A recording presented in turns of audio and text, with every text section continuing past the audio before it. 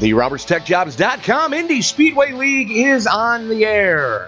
RobertsTechJobs.com, your Midwest leader in temp to hire and contract positions in the IT field for IT professionals, proudly brings to you DW12 Triple Crown Challenge, Chase number 1, live from Talladega Super Speedway. This broadcast also being brought to you by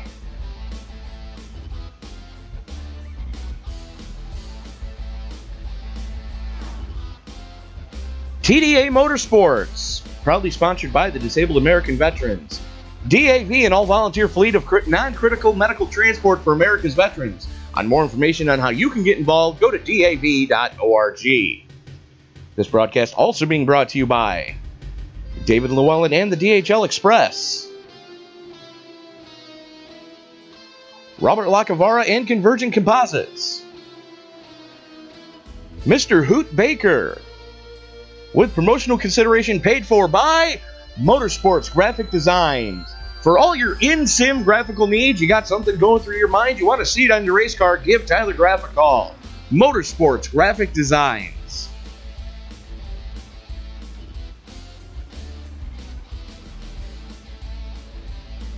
The RobertsTechJobs.com Triple Crown Challenge DW12 Series, race number 1 from Talladega. You saw the IR05 version Tuesday night. We're doing it again in the DW12s. Tony Trapasso up in the booth with you. Welcome, ladies and gentlemen. Being joined tonight by Mr. Robert Payne. Rob, how are you doing? Hanging in there, enjoying a nice, relaxing evening, and hopefully going for a nice, good job interview tomorrow, actually. Well, congratulations. I know that feeling quite well.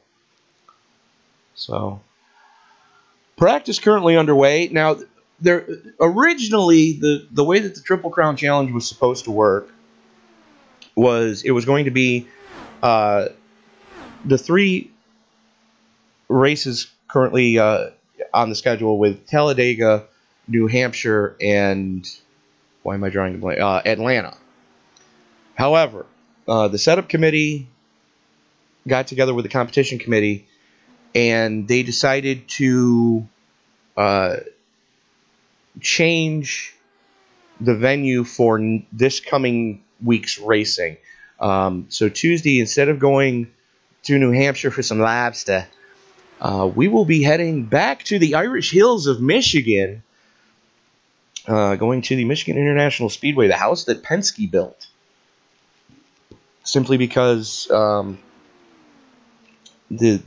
setups were just fighting them tooth and nail, and it was a conscious effort between the setup and competition committees to say, hey, together we're not comfortable trying to put on an event, so we're going to postpone New Hampshire until next season. So something to look forward to there. So it will be Talladega being round 1 this week. Then we will be at Michigan next week, and then hot Atlanta. And hopefully we will be able to crown the second ever RobertsTechJobs.com Triple Crown Challenge winner, with Isaiah Dupree winning the DW12 version of it last year. Quentin Young was actually unable to make the final round last year in the IR05, so came up 1 race short in being able to do that. So something to look forward to, with Tyler Graff taking the Tuesday night race, defending defending IR05 series champion. And we are going to go, speaking of defending champions, let's see if we can find...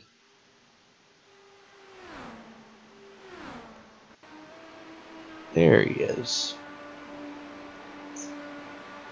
And we're going to go to there. And of course we can't see it there, but let's take a look at here if we can get a good shot of defending DW12 Series champion Mike Whitaker's car. Unfortunately, it doesn't look like we're going to be able to get a decent shot of it as Phenomenal Motorsports Kevin Pasquich just comes sliding through Whitaker's stall. I'm not sure if you can see it there on Whitaker's rear wing, but anybody that has seen Mike post on the ISL Facebook page, I've jokingly told Mike that he kind of resembles a cross between if Dennis Gage and the guy from the Pringles can had a bastard child and taught that child how to drive race cars. It's kind of how Mike Whitaker looks, at least to me. And Mike has taken the joke to the next step with Cody Eldred jumping in on that joking about Mike's mustache. Mike Whitaker has a mustache on his rear wing tonight, ladies and gentlemen. So let's see if we can find... User was moved to your channel. Let's see if we can get a word with the defending DW12 Series champion, Mr. Mike Whitaker, about the new paint scheme on the 707 IndyCar tonight. Mike, are you with us? Apparently Mike has gone to the little driver's room, so we'll check back in with him a little bit later. User was moved out of your channel. So, practice getting ready to wind up now as...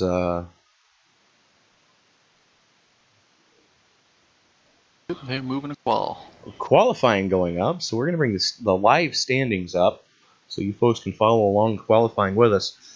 Now, for those of you who are new to the RobertsTechJobs.com Indy Speedway League, we do run 4 solo laps qualifying. Very similar to how they would do it at Indianapolis. And best lap counts, unfortunately, instead of an average of the 4 laps, it's your best single lap counts. And we'll see some strategy being played here tonight. There's been a strategy of sandbagging your first 3 laps and then uncorking one on your 4th lap. The only problem is, and this is something I've noticed with the IndyCar as of late, is that it takes almost a full lap and a half just to get the dang thing up to speed.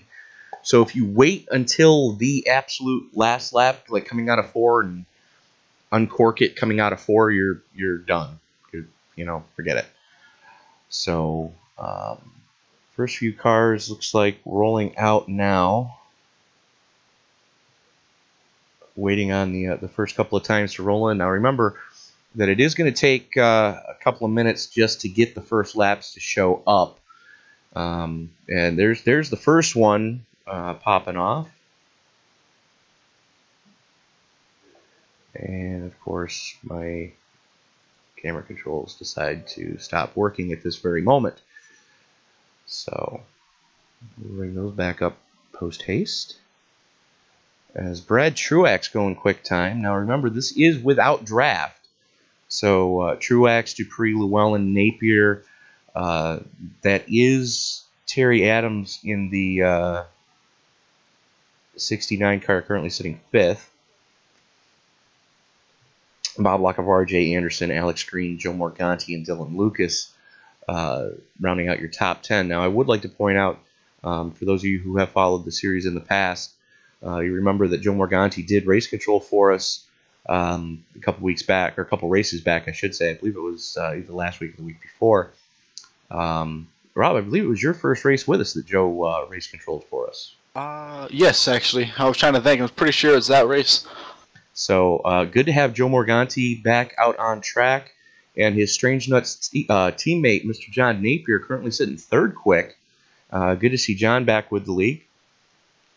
So, a lot of bumping going on. Brad Truax still sitting top of that leaderboard, 45 thousandths to the good, as we are just under 2 minutes left in the practice session before the drivers' meeting is going to get underway. So, we are again just watching the times click off here. And Isaiah Dupree taking a shot at him, 3 thousandths behind. David Llewellyn, 6 thousandths behind Isaiah. So first through seventh now, less than a tenth of a second. That's just insane. That is close. That's very close. And Dylan Lucas, David Llewellyn popping one off. Jay Anderson going second quick.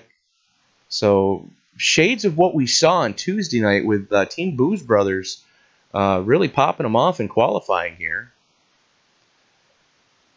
So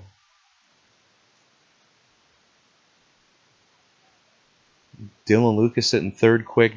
Mike Whitaker going top 5. We're going to touch base with Mike just before or just after the drivers' meeting to touch base on that new paint scheme that he's got on the 707 tonight. As we are just about 30 seconds from the drivers' meeting, so we're going to throw things down trackside with league owner Mr. Alex Green, who I believe is in the session. I could have sworn I saw him there earlier. There he is. Yes. Currently being the qualifying sandbagger that he is. Alex likes to, for some reason, start towards the back of the pack. I'm not sure exactly why. He's a fan of gaining that ground and kind of hoping for the first couple of cautions is what I've kind of gathered from seeing him start in the back. He likes to wait it out and try to get a couple cautions and move up. Absolutely.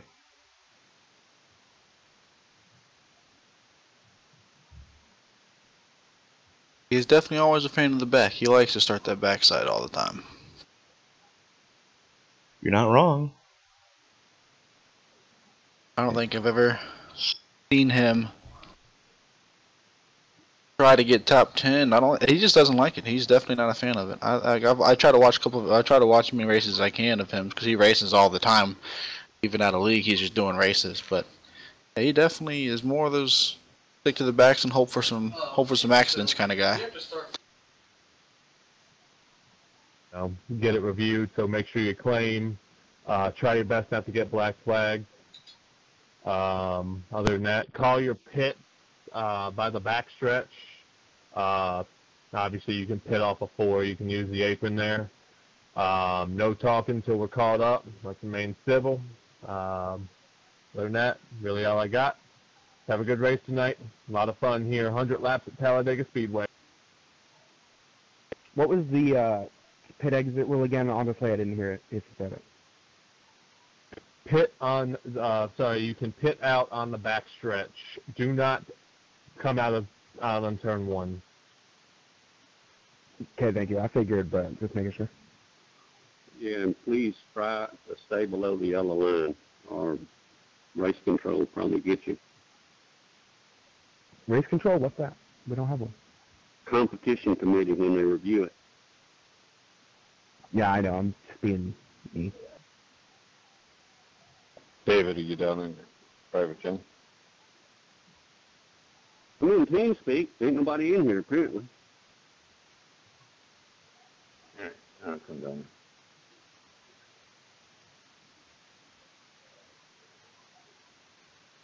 Watch your mirrors when you go on the backstretch too, please, gentlemen.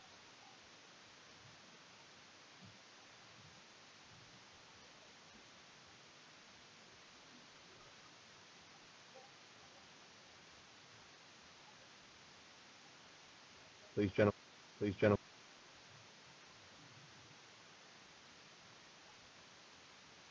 All right, so that's going to do it for the drivers' meeting.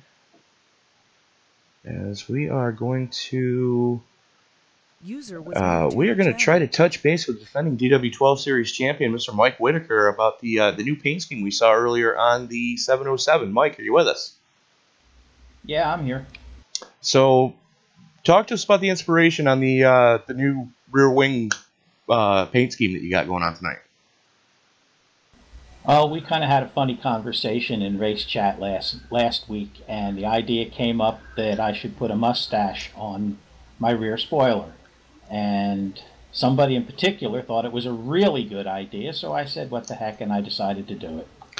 Well, I mentioned earlier that I had jokingly said that you look like if Dennis Gage and the guy from the Pringles can kind of had a baby, you kind of your Facebook picture kind of resembles that slightly. Okay, well, it seemed like it was a good joke, so I decided to go along with it, and I put a mustache on my rear spoiler. The sad thing is it doesn't show up really well on the DW12. You can't see it from the trailing car. You can only see it in an overhead view. You can only see it in overhead view. Hopefully, one of the TV cameras are going to pick it up tonight, and we'll let you get back down there, Mike. Congratulations on the top 5 starting spot, and we will let you get back up into your team speak. Okay, thanks. Good race, everybody. User was moved out of your channel. So, defending DW12 Series champion, Mike Whitaker. So, that is going to do it for qualifying. You are watching a presentation of the RobertsTechJobs.com Indy Speedway League. RobertsTechJobs.com, of course, is your Midwest leader in temp to hire and contract positions in the IT field for IT professionals. So if you are an IT professional in the Midwest, or if you're looking to relocate, we ask you to go to RobertsTechJobs.com and be sure to let Bill know that the ISL sent you. Race number 1 of this season's RobertsTechJobs.com Triple Crown Challenge, getting ready to start to roll off here as cars starting to make their way onto the grid.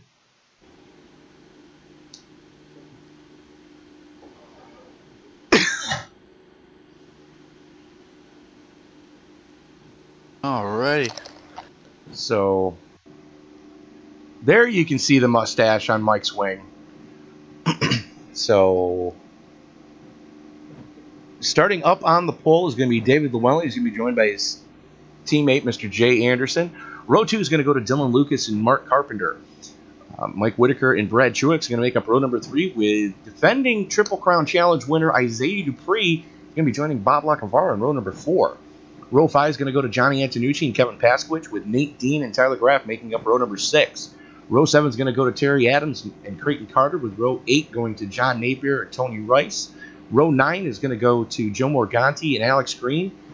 Row 10 is going to see Scott Dick and Dylan Moskowitz, Chris Bouchard and Tyler Vickery in row 11, with Ronnie Osmer joining Jason Coburn in row 12. Osmer being the last car to actually take time in qualifying. Row 13 is going to go to Josh Vincent and Dominic Byrne, with Mick Woods and Hussein. I'm not even going to try to pronounce your last name, bud, so I do apologize. Looks like they have withdrawn from the event. 100 laps of scheduled distance, as the field should be, I believe, starting to roll off here momentarily.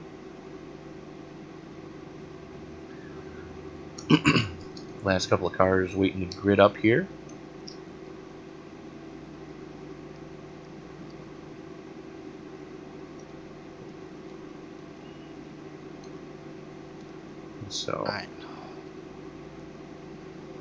So Rob, DW12's Talladega. If you've never seen bump drafting in an Indy car, you're in for a treat. And that I will be in for. I have not seen that much in the way of bump drafting with Indy cars. That'll be a first. The first time you're in an Indy car and it happens, it's the most terrifying experience on the planet.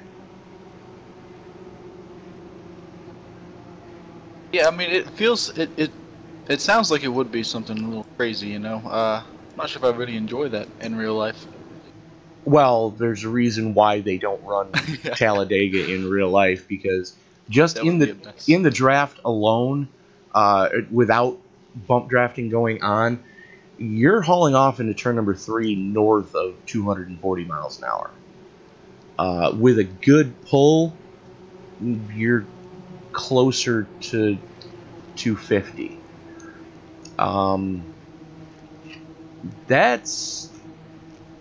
you know, they're basically going to have to swab use a shop vac to vacuum your innards out of your driver's suit should you touch anything at that speed. Oh yeah, especially the apron, and God forbid you get a little bit of the wall or something. That would just be disastrous. Oh, absolutely. So the field working its way right now through the 3-4 complex. 100 laps, again, the scheduled distance tonight. And good to see some names rejoining the league for tonight's opening round of the DW12 Triple Crown Challenge. Oh, Joe. I'm loving Joe already tonight. And Dominic. Morganti? Yep. What did he do? They both texted for Dale. Automatic 10 out of 10s. Hope they do extremely well in the race. Remind me to hate you later. The most overused meme in internet history. So the pace car is in. David Llewellyn has control of the field. He starts to pick up the throttle. His teammate goes with him. And green flag. This could get interesting by the time we get to the back straightaway. Because with the jump that David got, he's basically a sitting duck if anybody can actually hit their shifts. Look for stuff to start happening right about... Oh, it looks like his teammate's going to stick behind him. So the teammate's starting to work together. Mick Woods go... Who is that? And of course my controls... So that is Dylan Lucas going to the high side in the 17. Starting to make some hay. Mike Whitaker going with him. So they're getting a little dicey early here.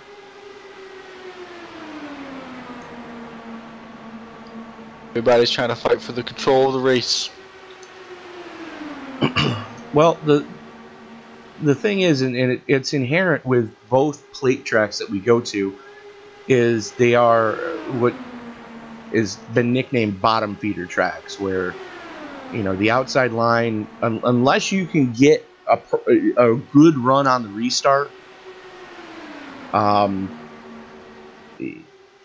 you know, it's hard to make an outside pass because you have to have the pass, you have to have the clear before you get into turn 3, or else you're not going to get the pass done. So Llewellyn, Anderson, Lucas, Carpenter, and Whitaker, your top 5 right now. And it looks like some blinking in the back already. I see that. Look good. Yep. And you got a few cars off pace because of it.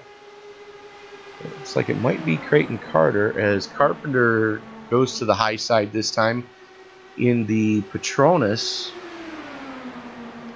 number 37.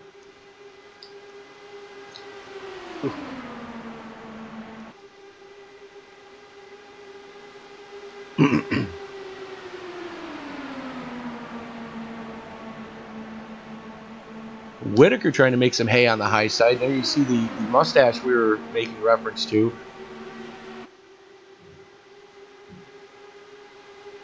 As he's giving Dylan Lucas plenty of room on that low side. Trying to get some rubber down, trying to save the tires. Now the thing is, the low side is the quick way around here when you're at speed.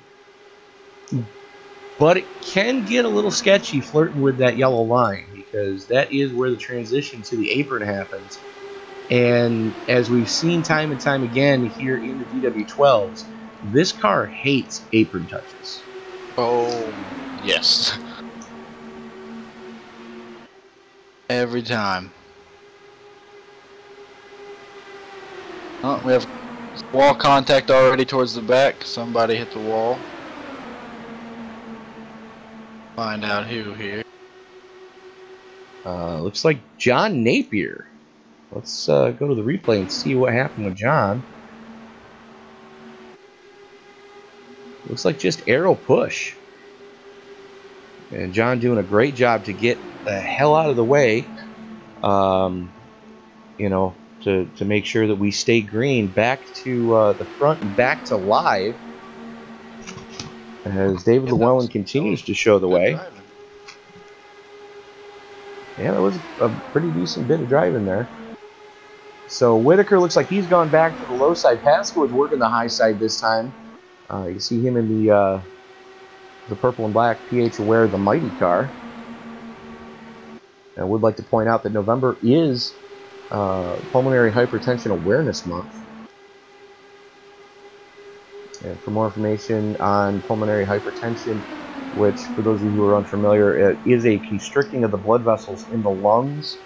One of the most misdiagnosed diseases, second only to pancreatic cancer. So for more information on how you can get involved in pulmonary hypertension awareness, go to phaware.org. Oh, got an accident. Yellow. Caution's out. And caution's out. Let's see who all got involved in that one, and I'm trying to get there. Looks like Joe Morganti may have been involved in that one, so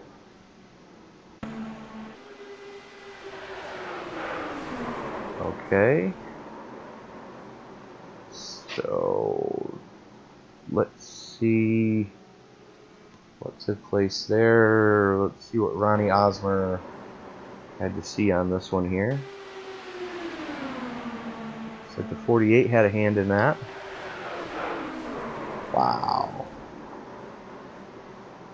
As Osmer just eats Spence.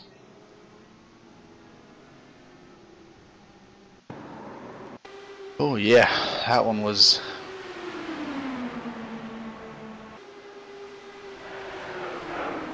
Three, four, 5 cars, 6, maybe 6. No, 5. I'm sorry, that was the 28 of Bouchard. So let's see what happened here. Somebody just got loose. Oh, that's what happened. Osmer tried to bump draft Bouchard and spun him. It was, yeah. Let's go to the see what the chopper saw on that one. You see Osmer in the blue car, Bouchard in the black and white car, and here comes the touch in the middle of the backstretch right there. Took me right off. And it just, chain reaction. Everybody else behind him, nowhere to go. Did they get the last guy? I thought one guy might have made it through, maybe with minimum damage.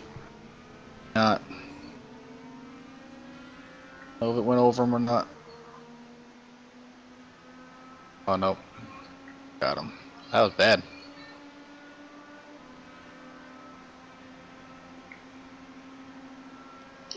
So that's going to bring out caution number 1. As looks like a couple drivers having to tow. Moskowitz having to tow. Coburn going a lap down. Isaiah Dupree in the pits. Looks like everybody except Mike Whitaker and taking it pit side.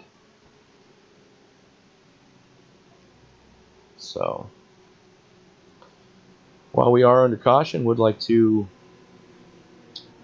let's see if we can grab KP real quick. And user was moved to your channel. We're reaching out to Mr. Kevin Paskowitz, driver of the PH Aware, the Mighty Paskey Sports number 7 right now. KP, Tony up in the booth, you got me, sir. Yeah, man, how's it going? Just wanted to touch base with you about November, this being the first DW12 race that we've had in the month of November. That November is Pulmonary Hypertension Awareness Month, if I'm not mistaken, sir.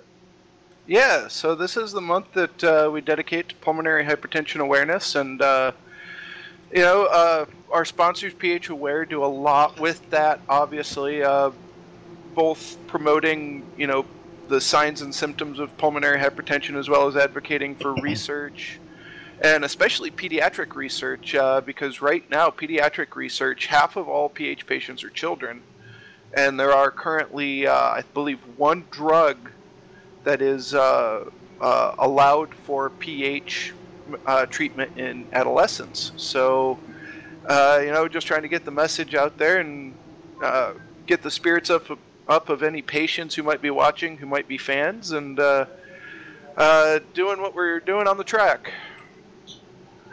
Well, for those fans just joining us and want to know how they can get involved in pH awareness, we ask that you go to phaware.org and visit all the links and information that they have there, and how you can donate to the cause to try to find a cure for the second most misdiagnosed disease in the world, second only to pancreatic cancer.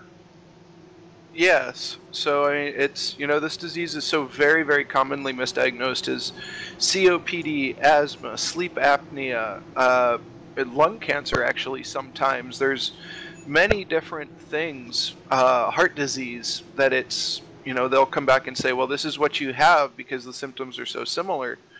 But it really takes, the only way to diagnose is a pulmonary function test and a right heart cath. Right heart catheter procedure is the only way to diagnose this disease. And most doctors don't want to subject their patients to something that invasive.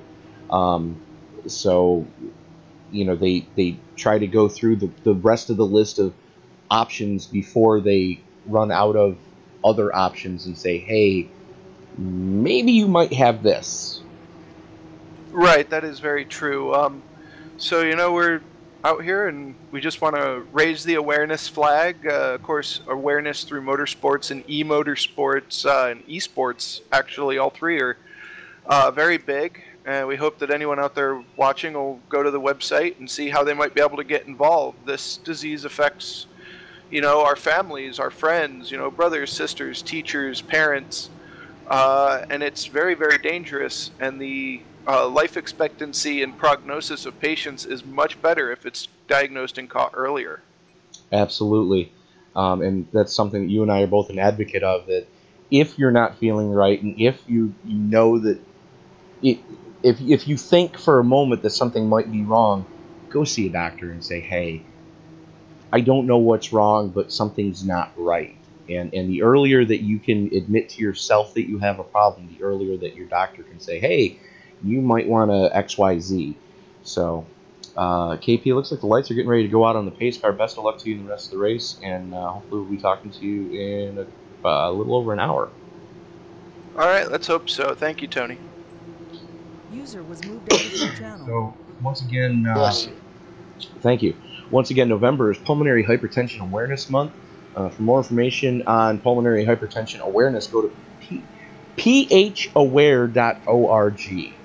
So, lights are out on the pace car. Llewellyn, Paskowitz, Graf, Anderson, Lucas, Carpenter, Carter, Dean, Truax, and Adams rounding out your top 10. As we see front wing damage on Jay Anderson's number 18 car. Not sure what that's all about. We're going to keep an eye on Jay and see if that's going to affect him in any way, shape, or form coming up here.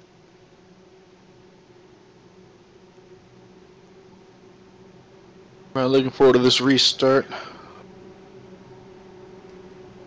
Back on the way. I'm trying to watch the rear side for this race most of the time, just in case we can catch some of the stuff that goes on. Absolutely. I do know what a couple other people who broadcast with me do is they actually put it on focus on accidents or focus on most exciting, so you can see who's doing what and making moves and scaring the hell out of the algorithm that is iRacing.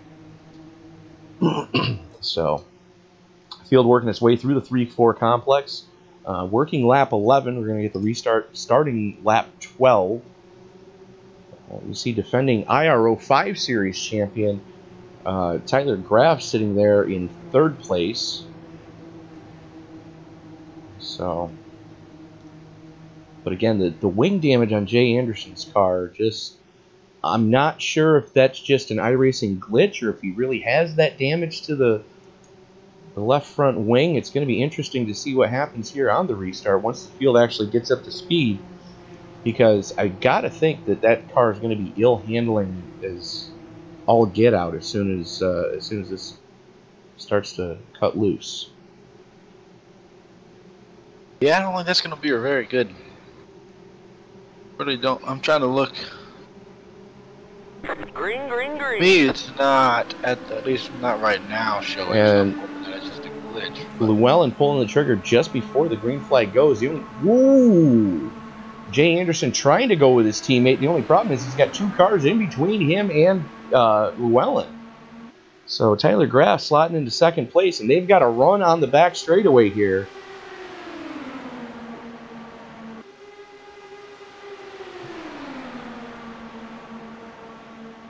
Graff goes to the high side, almost has the clear in the middle of 3. Doesn't want to push the issue. He does have drafting help. 3 cars on the high side. Graff to the point. Llewellyn fighting back on the inside. Graff's got the clear as they go into the tri-oval, and we've got a new leader just like that. That was well played. And that's exactly what restarts in this car can do. This car sucks up so well in the draft that and there it is. What happened? Oh, there's a caution after the caution. Well, Dylan Lucas going on a Mr. Toad's Wild Ride there. Let's take a look and see what happened with Dylan. You see him there in the 17 on the low side. Looks like he just got clipped. We're going to watch that at half speed this time. That was the 71 of Creighton Carter on the high side. Looks like Creighton it's bounding box, and these guys know that these cars have a bounding box issue. The rest of the field looking like it may have... Wow, looks like everybody was able to get through that unscathed. Now, who was in the second accident that you said you saw? Alright, I'm trying to lower it down now to find out exactly who it is. He hit the apron and went up into the wall. Trying to catch who that is. I can't. Well, if it was a red, white, and blue car, it was Dylan Lucas, and that was the accident. Another one that happened after the first one that I saw. Trying to find it. It happened right ahead of the first accident. Whoever's right, I'm trying to find the driver. Looks like Jay Anderson may have been involved in one, as he's missing his nose wing now. I'm pretty sure. I think I just clicked on. Yeah. Okay. So it was Jay Anderson. So we are backing this up to see if we can see what was going on with Jay, and he just got squirrely coming off a 2 and just pile drives. Yeah. I think he went a little bit below the yellow. Got a little bit of the apron. Well, tried to correct it and overcorrect it. I'm thinking that he didn't really have a choice in that one. Yeah. That's going to be 666 that he clobbered. I think. No, that's Brad Truax in the 986. So, just gets center punched in the door by Anderson. And I'm thinking the wing had something to do with that wing damage that we saw. No, there it is. He caught the apron, just back end washed out. Jay tried to save it, but at 230 miles an hour. Wow.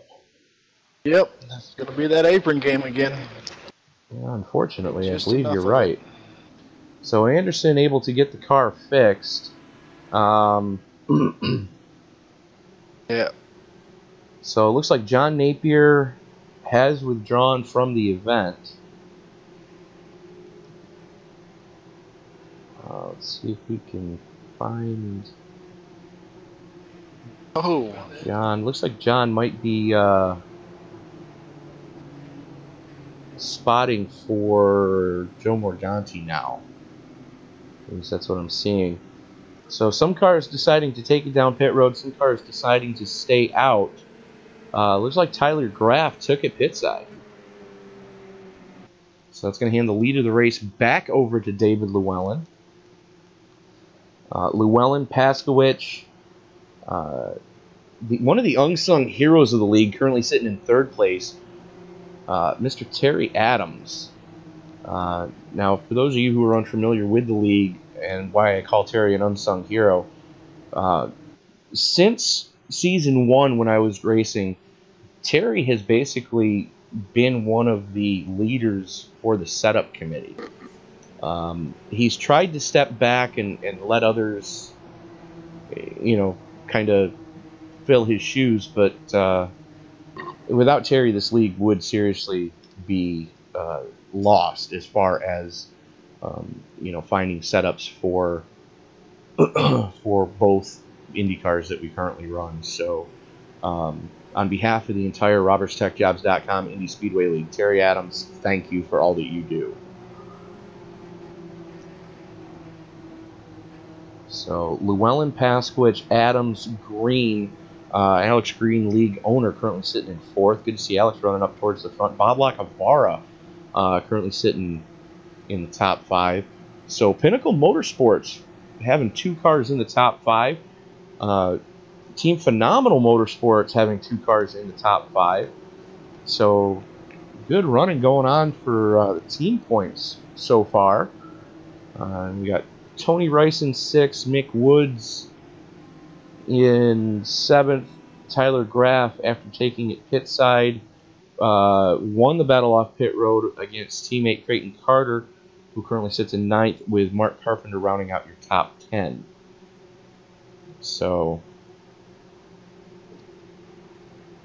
while we are under caution, I would like to remind everybody you are watching the opening round of the RobertsTechJobs.com Indy Speedway League Triple Crown Challenge. The Triple Crown Challenge will take place this week at Talladega. Starting Tuesday in the IRO5s, we will be at Michigan for round 2, and then round 3, hopefully, will be at Atlanta in a couple of weeks. Now, defending Triple Crown Challenge winner Isaiah Dupree, who we will be talking to should there happen to be another caution, which I hope there isn't. But should it happen, we're going to talk to Isaiah Dupree under the next one. But we cannot thank Bill Roberts and the entire RobertsTechJobs.com organization for sponsoring all the events that you see here in the RobertsTechJobs.com IndyCar Speedway League. RobertsTechJobs.com, of course, is your Midwest leader in temp to hire and contract positions in the IT field for IT professionals. So if you are an IT professional in the Midwest, or if you're looking to relocate, go to RobertsTechJobs.com. Be sure to let Bill know that the ISL sent you. So it looks like the light's getting ready to go out on the pace car, as the field working its way through the tri-oval right now.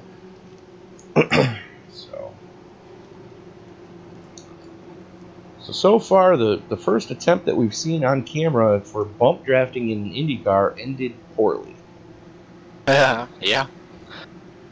And you have to line the center dot on your steering wheel up dead center of the uprights of the car, of the uprights of the rear wing of the car in front of you. 1 inch right, 1 inch left. They're going around, and chances are you're going with them. So, got the teammates on the high side, and looks like we've got teammates on the low side, with Lacavara lining up behind his teammate Terry Adams there in 3rd and 5th. So, this could get interesting as Tony Rice hanging back a ton right now.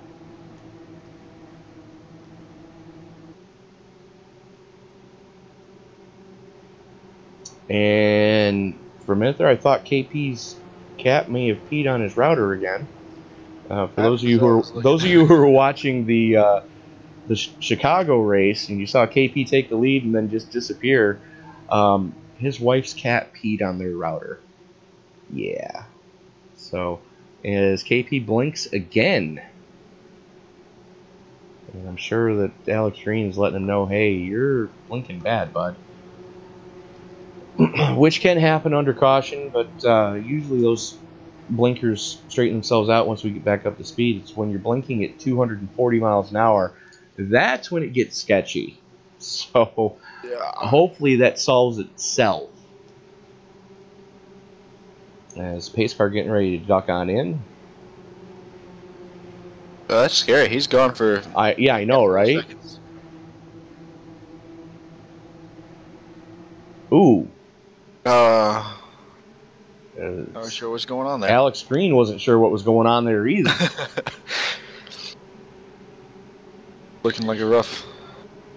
Oh, that's going to end poorly. Yep. There's a caution. Yep. Wait for it. No caution? No caution. It's a very bad start for that was almost horrid. Everybody.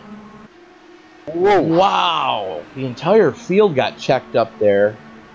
Terry Adams with a run right now. Look for Adams to use the draft as they go down the back straightaway side by side with David Llewellyn. As they go into 3, Paskowicz behind. Adams has the clear. And Terry Adams to the lead. Oh, we have contact in the rear already.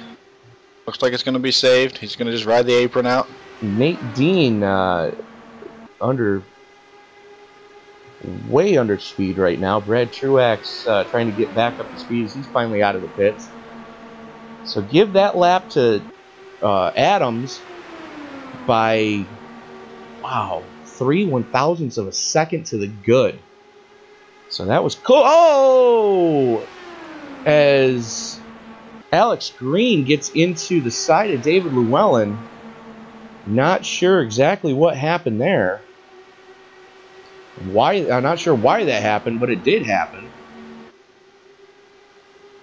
We're still green? We are still green. Huh. Surprisingly, we are still green. As Adams and Llewellyn go side by side, and Llewellyn at the line by 22/1000ths of a second, half a car length.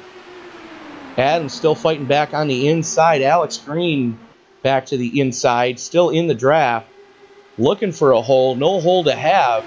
And I know he doesn't want to get into Terry because Alex has already stated to me numerous times that he's not a comfortable pusher in these cars because it's such a razor's edge when you try to push in these cars. But where he is right now, they're using the draft to the fullest. And David Llewellyn has a little bit of help right now with the 35 of Mark Carpenter. So give that lap to Adams. Adams back to the point. Green flirting with the apron.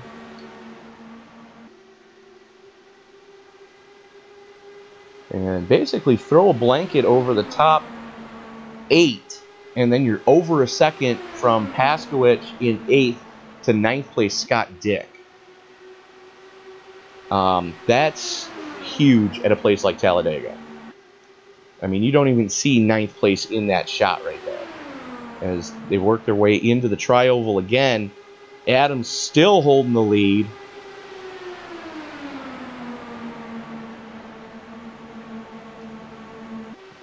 Llewellyn still trying to find a hole.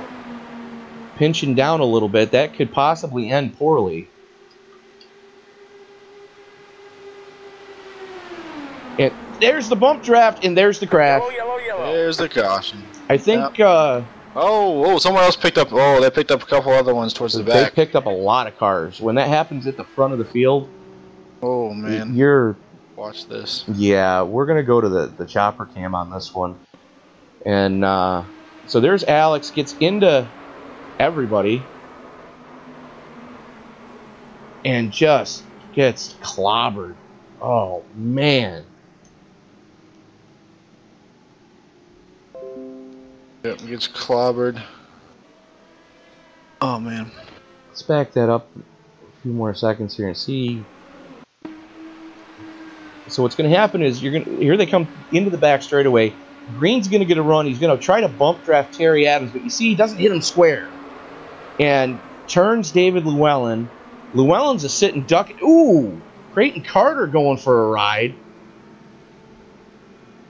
Yep, Creighton. That's what I just flipped over to, trying to zero in on who it was. I'm trying to find him. Where the heck is he? There he is.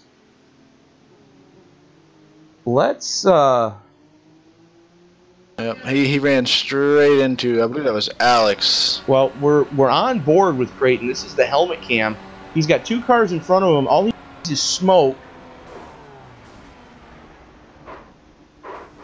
launches off Alex. Front end hits Alex. The back end hits David. And then all he sees is, and he gets hit again by Mark Carpenter. The 37 gets into him as he's trying to save the car. That took out a lot of cars. And I'm thinking Terry Adams, as much as he doesn't want to pit, as we're on board with Terry right now,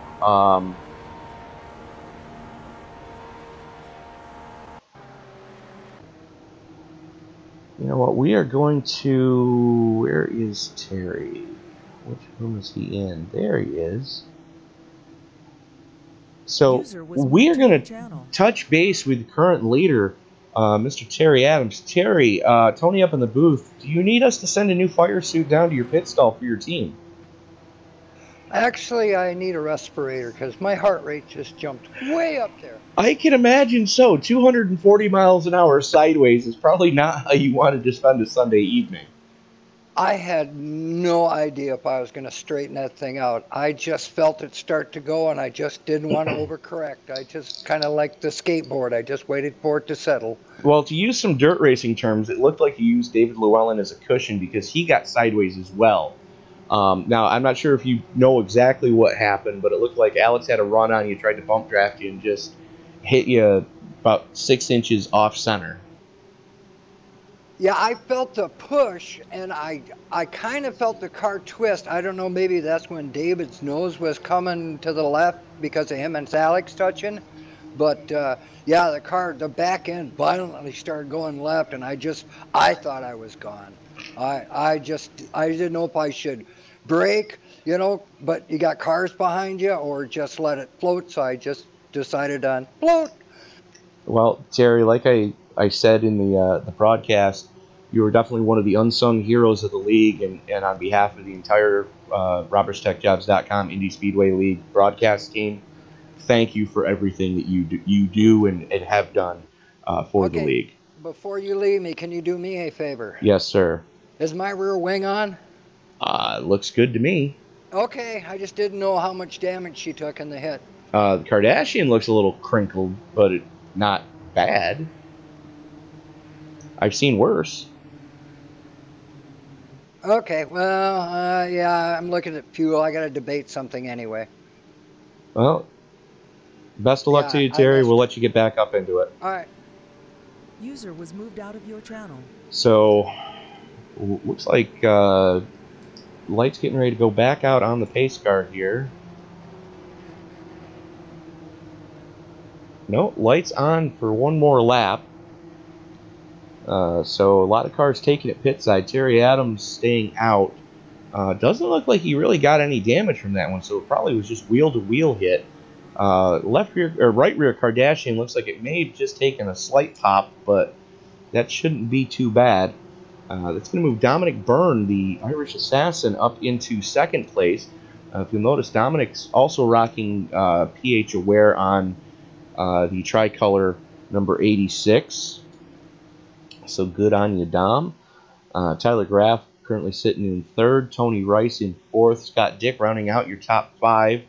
You see him in the bright neon yellow Deuce.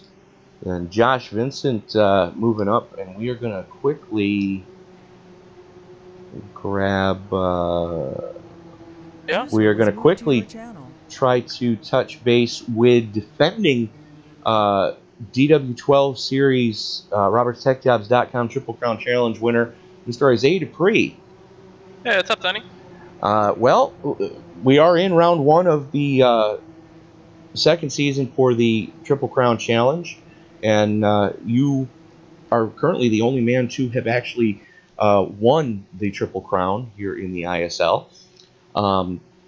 And for those of us that follow the Indy Speedway League Facebook page, we all saw the trophy that you received from Bill Roberts after winning last season's race. Is it as nice as it looked in the picture? Yeah, it's also a lot bigger than it looks in the picture. Thing is massive. It's really nice. Hopefully I can get another one this year if my internet would permit me to run inside the top 10. Well, you're currently running 9th for what it's worth, so there's that bonus. Yeah, hopefully. And you have one of the best drafting partners right now directly in front of you with Mr. Mike Whitaker right there. So hopefully we can get a nice green flag on here and gain some spots. Well, I would hope so as much. Currently working lap 25 of 100. And it looks like the lights are going out on the pace car. So, Isaiah, we're going to let you get back up into your team speak there. Best of luck to you, and hopefully we'll be talking to you soon. Okay, thank you. User was moved out of your channel. All right. So, Rob, what are your what's the phrase I'm looking for here? What's your pick for coming up here? It's Terry Adams taking it pit side at the last minute. Pick for coming up here? I don't know really. I'm trying to decide. I'm really unsure. That's going to hand the lead of the race over to Team 3 Musket Beers driver Dominic Byrne. Yep, so, yeah, I got Tyler ended up pitting. Or Terry ended up pitting him. I was reading Tyler Graff. I was trying to say Terry. Tyler Graff's second now. I don't know. I'm picking Tyler Graff's gonna have a good start. I've seen a lot of good racing out of him. I believe Dominic. Is this? I've only watched obviously a couple races, but I just heard a lot about Tyler Graff over Dominic right now. So Tyler is our defending IRO 5 Series champion. Dominic is always a tough competitor every time he shows up to race. The only problem is right now I believe it's about 3 in the morning because Dom is actually over in the Emerald Isle of Ireland. Oh man, so yeah, he's got some dedication then. Oh, absolutely, and he's run with us quite regularly. So it's going to be interesting to see how this plays out. And like I did mention earlier, depending on what type of jump per se Dominic gets, he could possibly be a sitting duck by the time they get to the backstretch. Waiting for these guys to move on up in that pace car to go off. Lights are out on the pace car. Unfortunately, no one in race control tonight. And Byrne drops the hammer way early. Oh, yep. He's a sitting duck. Plain and simple. By the time they get to the back straightaway, look for Tyler Graff to go to the high side. Tony Rice probably to go with him. At least one of them should clear him by the time they get to turn 3, because that's just on a plate track like this with as much as this car sucks up.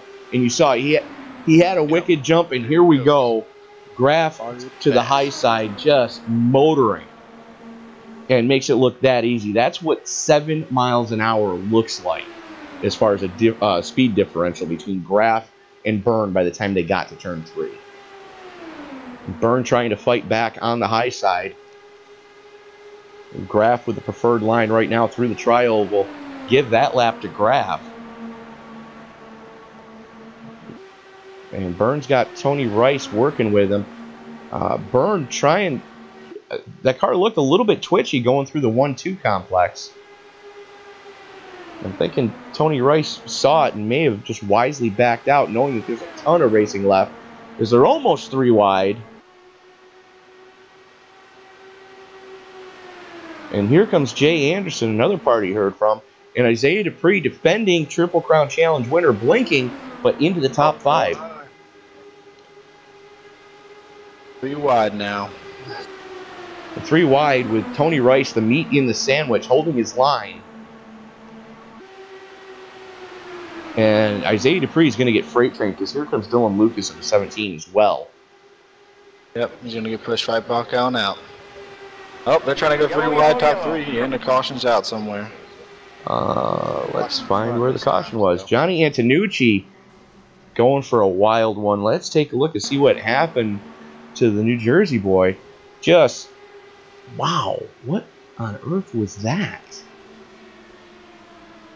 Oh!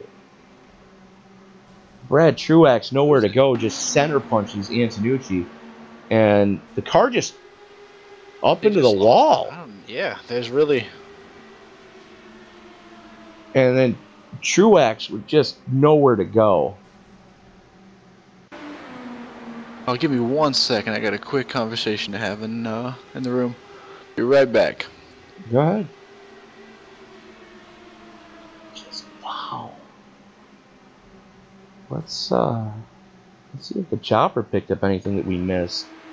You see Antonucci on the high side, and the car just blanked up, and the car in front of him blinked. So watch the car on the low side. Antonucci's going to go up into the wall, and the car in front of him just disappears. So who was that?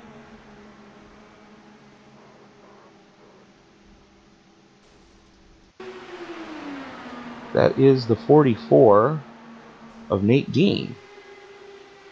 So where is Dean?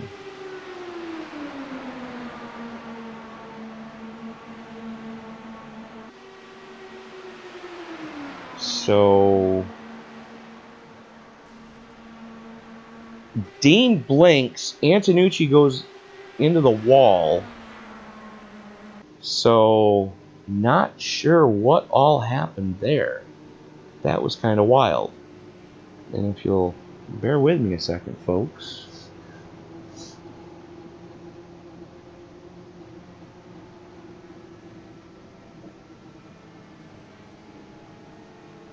And being told by my Monday night broadcast partner, Mr. Sam Cooper Bennett, who is also over in the Emerald Isle, that it is 2 a.m. here, just a little after, or a little bit before 2:30 in the morning over there.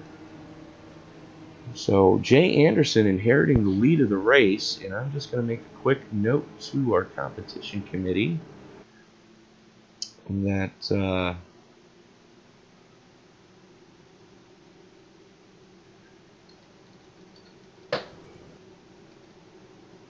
1 second.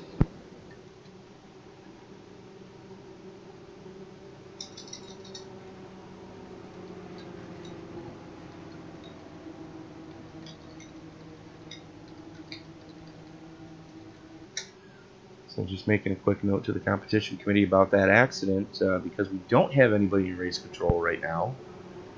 So would ask that if you like the action that you are seeing as far as green flag happenings going on here, that you like, subscribe, and share, and be sure to tell people that, or be sure to tell us what you think about the RobertsTechJobs.com Indy Speedway League. And if you want to get out on the track with these bunch of wild and crazy people, wait till the live stream is over and go ahead and bring up the replay of the race and drop your iRacing screen name down in the comment section, and we will pass that along to one of the league admins and get you added to the Thursday night Pro Mazda Icebreaker Series, which will be getting ready to get underway, I believe, this coming Thursday. So, yes, the 16th is the date that's slated to go off. Not sure why, considering that we're going to be taking the following Thursday off for Thanksgiving. But go ahead, like, subscribe, and share. Be sure to let us know if there's anything you'd like to see, any additional content that you are interested in. And, be sure to let Bill Roberts know that you appreciate his sponsorship of the ISL. So lights still out on the pace, or still on the pace car. Jay Anderson, Tony Rice, David Llewellyn, Mark Carpenter, Bob Lacavara, Chris Bouchard, Tyler Vickery, Tyler Graff, Josh Vincent, and Dominic Byrne in 10th. So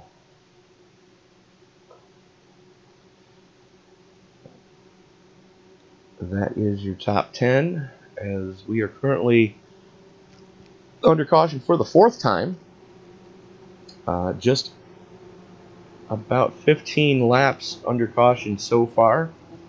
Track temperature 73 degrees here in lovely Talladega, Alabama.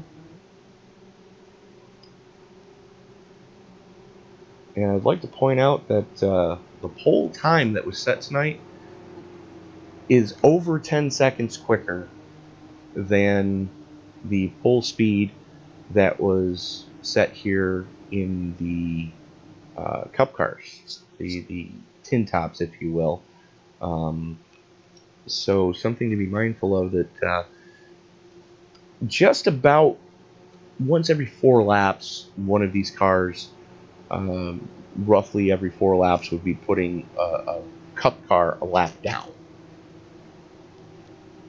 If you want an idea of the type of speeds that we're talking. So basically every 4.5 laps, you would see a Cup car, if it were on the track right now, going another lap down to the lead car.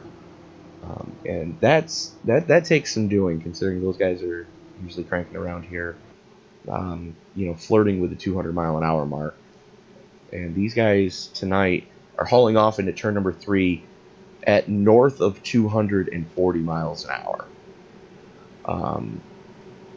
And to put that in perspective, the last IndyCar pole speed, I believe, was just over 220 and change.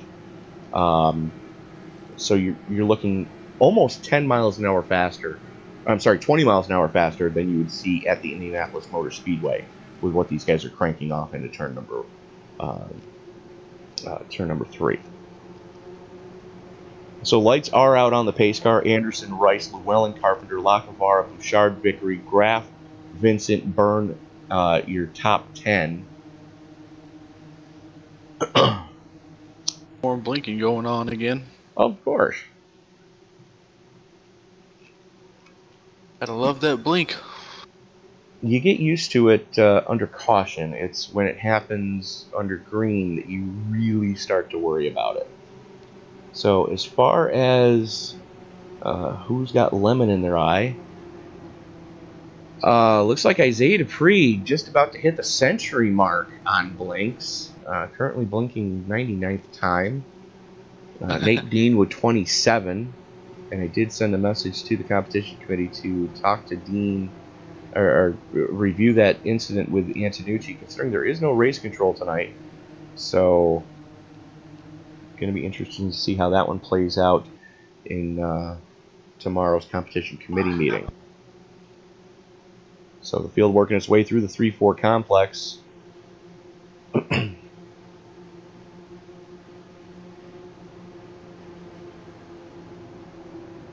And Tony Rice is basically a sitting duck right now in second place, because Jay Anderson and David Llewellyn are on the same team. They're in the same team speak as each other. Watch for that inside line to go together and work together here as soon as the green flag does come back out. Pace car goes in, and the field is in Jay Anderson's hands. Let me just make sure I'm live. I am. Yes, sir.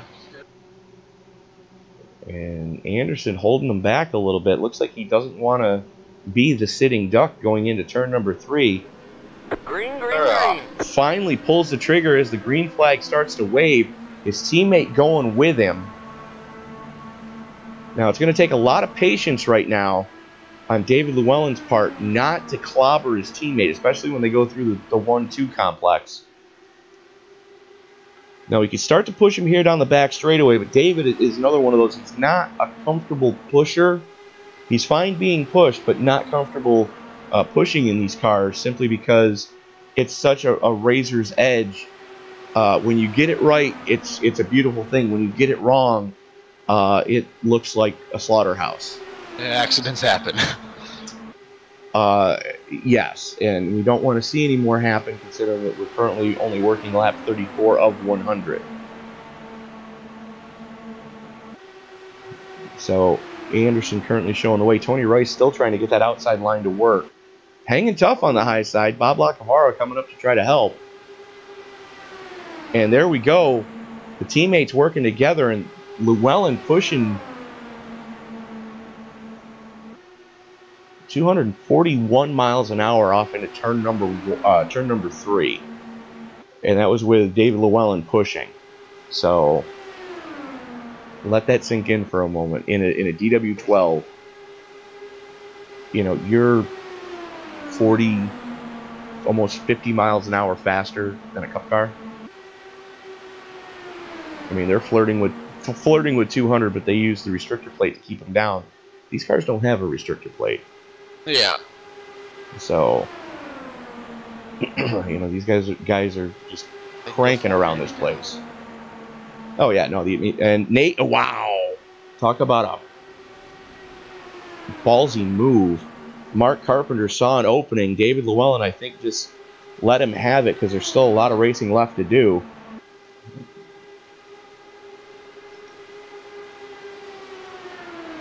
We're getting 3 wide in the back a little bit. As Tyler Graff goes to the inside of Tony Rice, makes it look that easy. Graff right now, 243 miles an hour. But no opening. So he's just going to stay in line right now.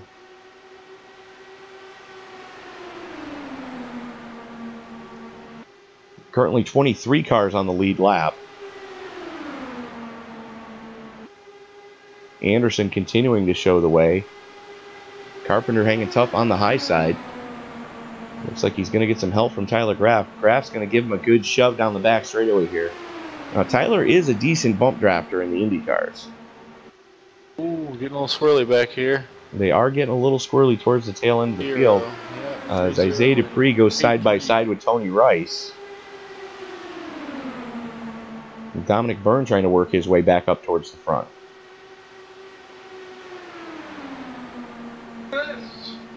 So, and we're almost 3 wide. Alex Green working the high side right now. He's got Joe Morganti right behind him. Well, Joe's looking like he wants to pass every single time. He keeps getting swirly trying to... Well, what he's doing is he's timing it wrong, and he's actually ducking out. Oh, there it goes. Big accident. Joe Morganti. I was going to say, it looked like he was trying to not kill Alex, so he was ducking out of line there. And that's exactly what it looked like it happened. As they're getting to turn 1, and he just left an opening and tried to close it. The only problem is Ronnie Osmer was already there. So, as soon as we can find Ronnie, there's Ronnie. We are going to go and see what the chopper picked up on that one.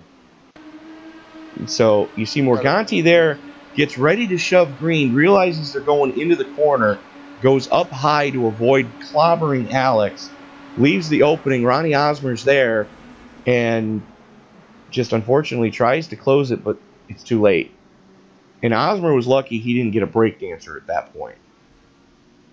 Pretty sure Morganti, had this been in real life, would have actually went over the railing. Not necessarily. I'm trying to look at the camera. I mean, it's a little iffy. I'm pretty sure it would have stopped it, but looks like he got some good efficient air.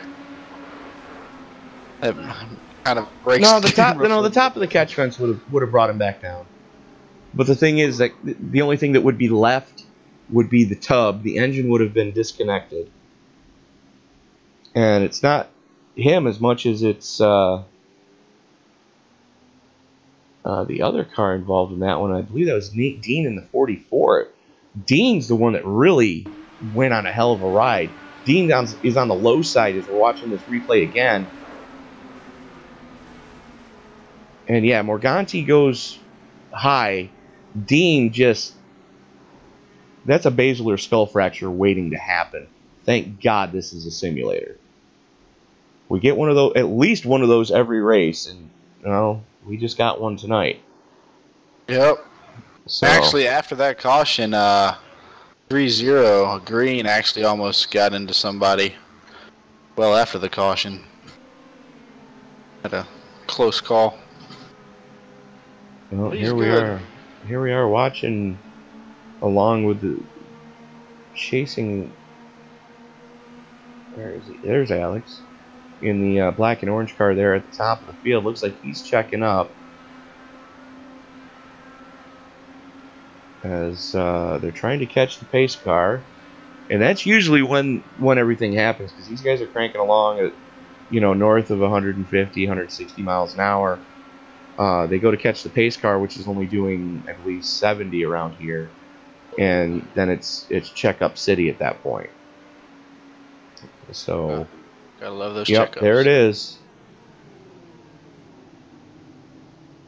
So, luckily there was an opening up high. And Alex able to get it woed down in time. Not take anyone out. So, good on you, Alex, for that. As we are back live. And we've got another new leader. Tony Rice, the rookie, now showing the way here. Jay Anderson, Mark Carpenter, Tyler Graff, Josh Vincent, Bob Lacavara, David Llewellyn, Tyler Vickery, Dylan Lucas, and Dominic Byrne rounding out your top 10. And let's see if... Where is he? And Isaiah Dupree has broken the century mark for blanks. 110. I believe that's a new record.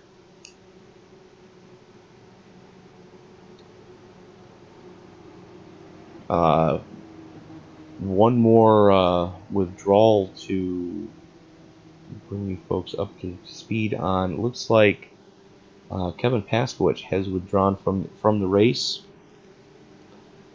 So after that little melee, Nate Dean having to tow to the pits. It's like last few cars taking some pit side this time. Terry Adams getting one of his laps back. Jason Coburn now only one lap down. So 2 cars, 1 lap down. Nate Dean, the last car, still running 2 laps down and counting as he is still towing. And that was one hell of a ride that Nate took. So that right there with Tony Rice going pit side, that's going to hand the lead of the race over to Jay Anderson,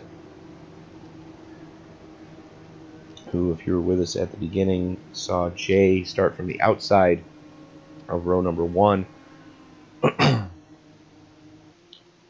Currently your biggest mover of the event, Josh Vincent, who started 25th. However, I don't believe Josh took time in qualifying. That was Ronnie. Yeah, Josh did not take time in qualifying. So the current big mover of the race, as far as the Hard Charger award currently, is going to go to Tyler Vickery, who started 22nd.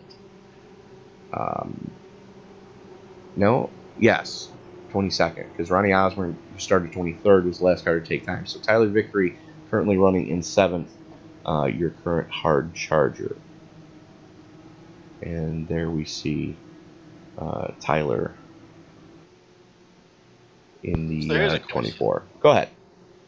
So, some people may or may not know this. What exactly is the R mean on some of these names if you're looking at the results? Okay, so let's bring the results up on the screen, and you'll see what he's talking about. The R's at the tail end of somebody's name signify that that person is a rookie. Okay. So Mark Carpenter, this is his first full season. Tyler Vickery, his first full season. Mick Woods, Chris Bouchard, Tony Rice, Jason Coburn, and Nate Dean. This is their first full-time season with the league, so they put an R by their name to signify that they are a rookie. Now, when we get into the chase, you're going to see a C in front of whoever is in the chase at that point. You'll see a C next to their names, in front of their name. All right. So, lights going out on the pace car. Anderson, Carpenter, Graff, Vincent, Lacavara, Llewellyn, Vickery, Dupree, Carter, and Scott Dick rounding out your top 10. Closing in on the halfway mark, would like to remind everybody you are watching a presentation of the RobertStechJobs.com IndyCar Speedway League. RobertStechJobs.com, of course, is your Midwest leader in temp to hire and contract positions in the IT field for IT professionals.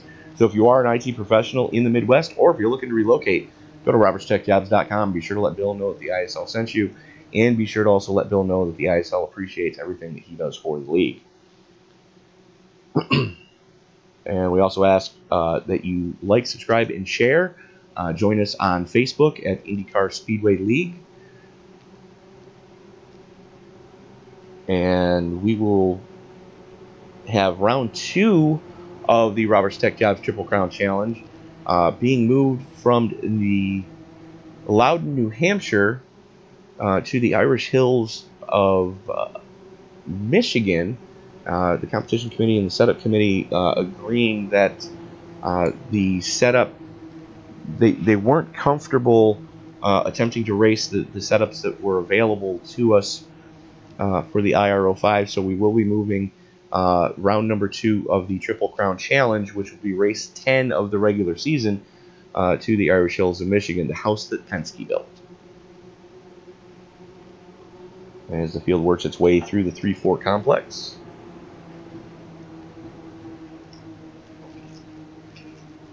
We will take green on lap 44. So still plenty of time left in this one.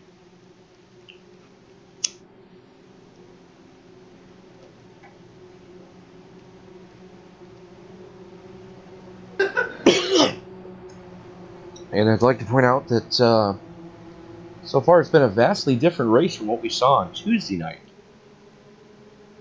With that one going relatively caution-free. Only 2 cautions in that one. We're currently working caution 5. Green flag. Green flag comes out. Jay Anderson keeping him wound down. Finally pulls the trigger. Yep. Good checkups.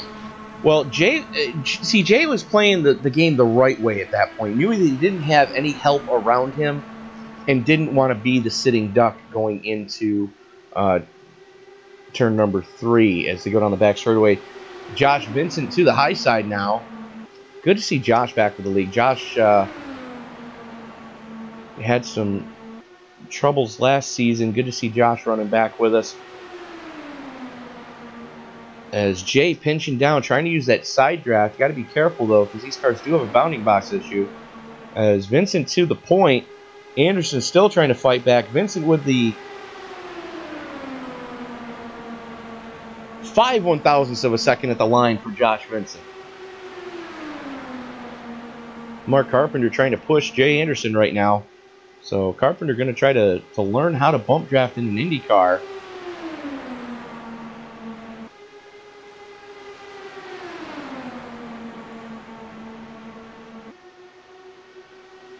So Vincent currently showing the way in that turn 3 Motorsports number 13. He's got defending IR05 Series champion Tyler Graff right behind him.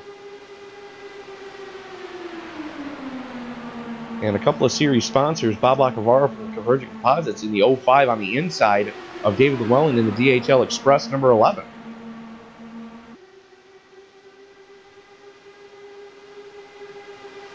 As these guys are 2 wide, about 5 deep right now.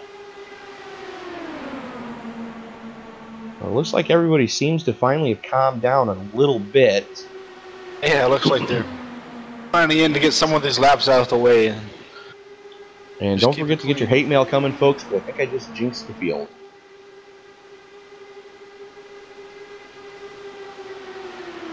As we are 3 wide for the lead. Mark Carpenter was shot out of a cannon. The only problem is he's taking the long way around. And if he's not careful, he's probably going to get freight trained. But looks like David Llewellyn going to let him back in line. Tyler Graff getting a little sketchy there. Having to check up as Carpenter comes down to the low line this time. Carpenter not holding the line too well as they are 3 wide. It's Isaiah Dupree on the high side. David Llewellyn, the meat in the sandwich.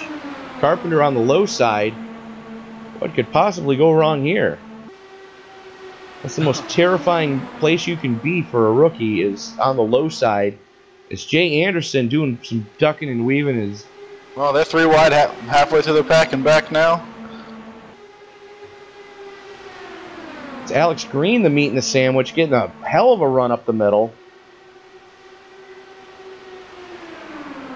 Green with about 4 miles an hour is going to have to finally let off the throttle.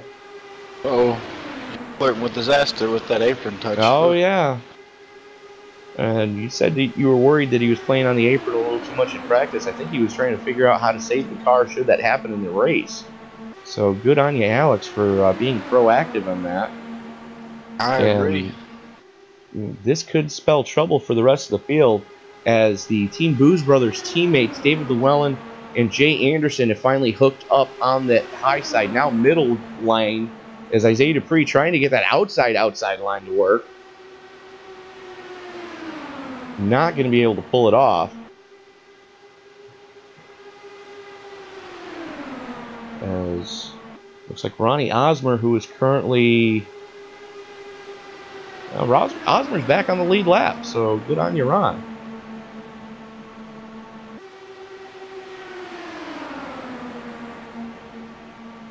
As the former teammates Isaiah Dupree and Alex Green now working together. Green and Dupree worked together last season on Team NLR. Green has since gone to Phenomenal Motorsports, who have an unofficial partnership with Evolution Racing, who Ronnie Osmer in the 55 drives for. So look for them to start to work together here.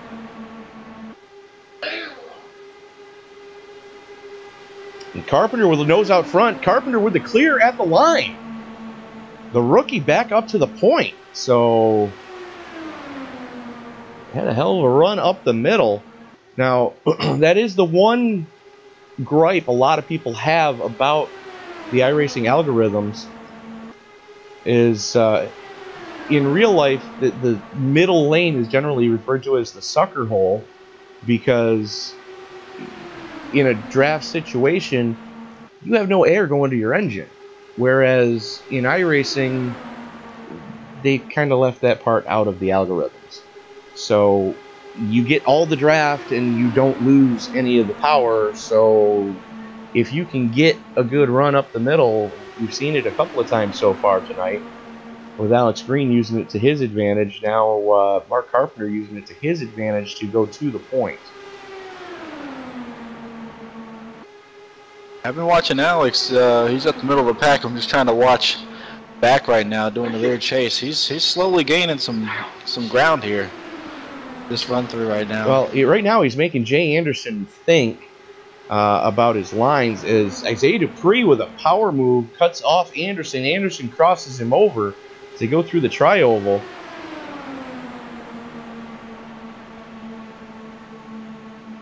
And Josh Vincent back up to the point. Good grief. This can end poorly. Yeah, it's getting a little scary, a little dicey. Carpenter was trying to stay off. Carpenter was trying to stay off of Vincent, caught an apron, and how everybody avoided him, I have no idea. But you have two members of Turn 3 Racing with Josh Vincent and Isaiah Dupree running 1-2 right now. Alex Green, their former teammate, now running for Phenomenal Motorsports in the 30. And you got Team Booze Brothers Jay Anderson, who hasn't had a win since Atlanta Season 2. I'm sorry, Atlanta Season 1 just barely edged out Chris Parkman as the final caution flew there.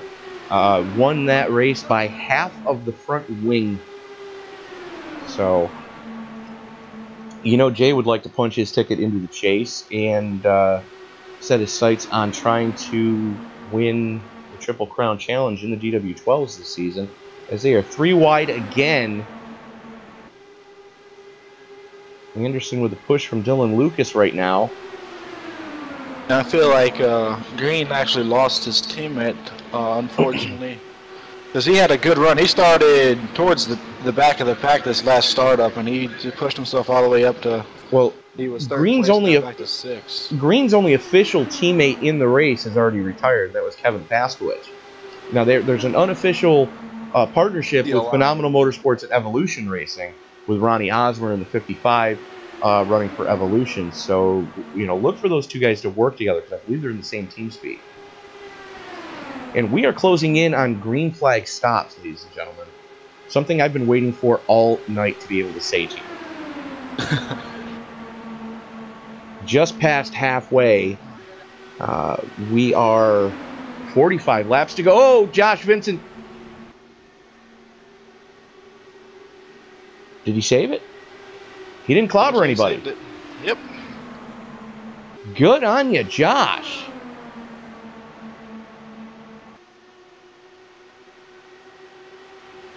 So that's going to hand the lead of the race over to Jay Anderson. And here we go. Green flag stops. And it's a melee going into the pits.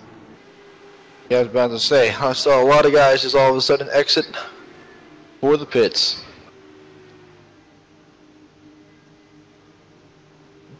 So all these guys just ducking in. So watch for extended pit stops. Some of these guys had to have gotten busted for speeding.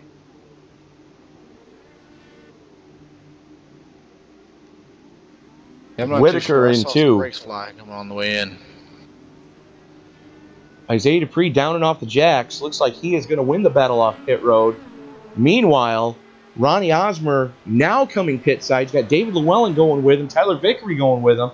Vickery is his official teammate on Evolution Racing. The four of Moskowitz coming in. Carpenter coming in. So the rest of the field pitting now. It's all about hitting the marks. Osmer slides it to a stop. A little bit crooked.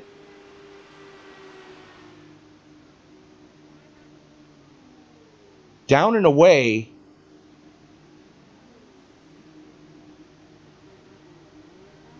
And this could get interesting as you see Dupree and Lucas running side by side. They are already up to speed coming through the tri-oval. Osmer is trying to get up to speed desperately right now.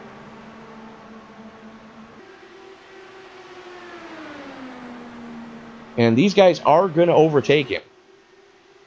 There's Osmer. Lucas on the low side. Dupree on the high side. And he's going to merge in and there's your battle for the lead. It just turned into a 3-car battle, ladies and gentlemen.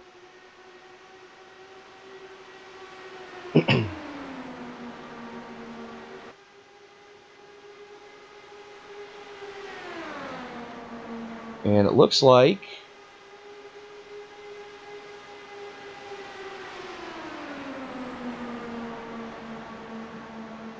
Dylan Lucas with this. No, I'm sorry. Alex Green with the stop of the segment. 28.6 from entry cone to exit cone. 6.8 in the stall. I think he just took fuel. What do you think? No. He took tires, but he hit his marks perfect. And this battle has just heated up immensely. So it went from a 3-car battle to the 6-car battle you see on the track right now.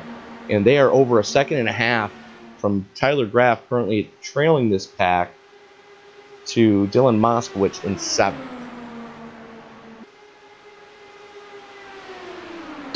Oh, everybody's making some big moves here. Well, Graff just biding his time, Alex Green just biding his time right now. He's got some familiar faces around him.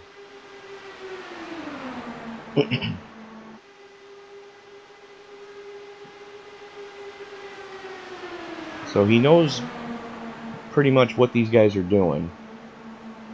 Meanwhile, Ronnie Osmer right now pushing on Dylan Lucas. Now, Dylan, this is his first full-time season in the league, but Dylan has run enough races previously to not be in the Rookie of the Year campaign. As Tyler Graff making a bid on the high side. No help, though.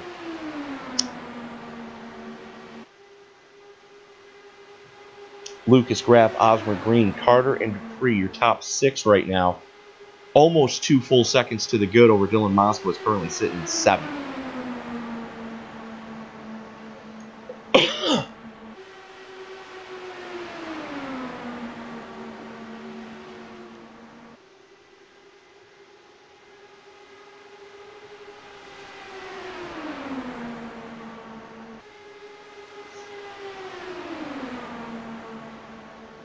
In case you ever wondered what it looked like to drive one of these cars sucked up like that, let's go to the helmet cam that we've got on Ronnie Osmer.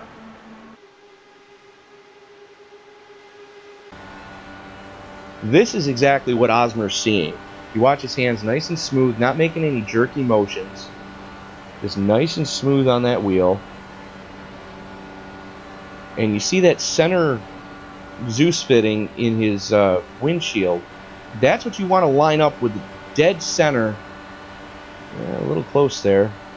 Dead center of those wing uprights of the car in front of you. That's how you get a successful bump draft in an Indy car. There's a little bit of twitching there. Say again? Anything else and you'll probably go for a spin. There's no probably. Too many words. You'll go for a spin. There's no probably about it. Oh man. So we're following along. This is what Osmer is seeing right now. And we're on board with Alex Green right now on the high side of Creighton Carter. Green holding a very tighty line right there. See a little bit of drift up. Now he's going to use a little bit of the draft. Ducks in behind Carter, gets a little bit of a pull. Going to side draft going into the tri-oval. So Alex Green showing that he knows exactly what he needs to do. Alex has always been a tough competitor here at Talladega. Because he's doing it for Dale. No, he's not. He's actually all in for Addis. Now, if you'll notice, Alex does have pH aware on the engine pod of that car. Alex is one of the members of Phenomenal Motorsports who are all in for Addis. It's like Pasquich and I were talking about earlier with pulmonary hypertension being one of the most highly misdiagnosed diseases in the world. A good friend of Phenomenal Motorsports and an avid viewer of our broadcast actually did pass away while waiting on the lung transplant list, which currently is the only way to solve the problem of pulmonary hypertension. So the entire PH or Phenomenal Motorsports team is carrying all in for Addis on all their cars.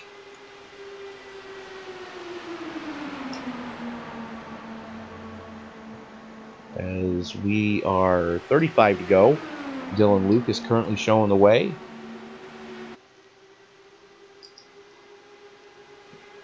And these guys have gotten in line. We are quickly approaching the next round of green flag stops, ladies and gentlemen. I believe Tyler Graff right now is in fuel save mode as he's 13 laps in. Creighton Carter's 13 laps in. Everybody else right around 10. So those guys are probably going to be in fuel saving mode to try to get back on the strategy with everybody else here.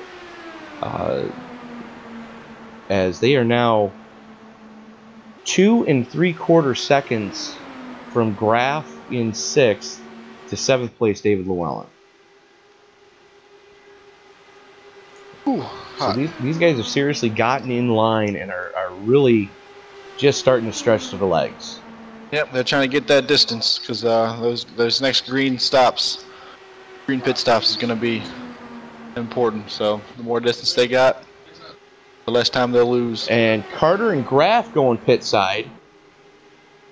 Green going with them. Oh. And Carter loops it, so Alex Green taking evasive action. That's going to hurt the overall pit lane time. Yep, that's what I was owing.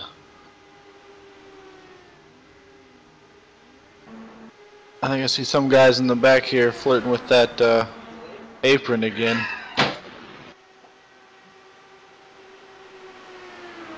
Here comes the lead pack. Luke is showing the way. Lucas going pit side. Nobody going with him. Oh, they hung Lucas out to dry. So Osmer working with Dupree now, as they are 3 seconds to the good over David Llewellyn, who currently sits in third. You see Creighton Carter merging back on the track right there. He's probably going to temporarily lose a lap. Looks like Osmer might be getting ready to come pit side, which is why he didn't go around on the high side. Nope, Osmer's in fuel save mode. He's going to use Creighton Carter to drag him around the track. So Osmer right now just in 6th gear, just riding. And we're waiting for this to shake out right now. Let's see who has gone a lap down so far.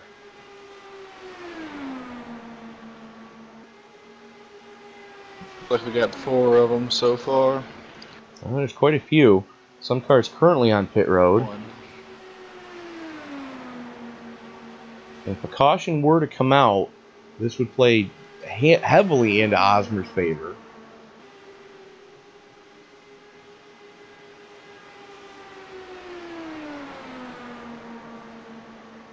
Still waiting to see whose lap's down now. As Llewellyn's gone pit side, Vickery's gone pit side, Carpenter's gone pit side.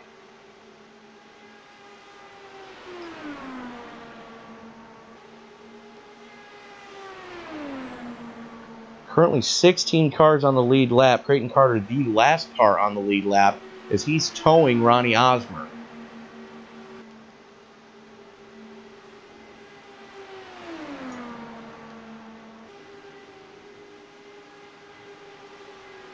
Osmer's just riding right now. He's trying to see how far he can stretch this tank of fuel. Currently working lap 16.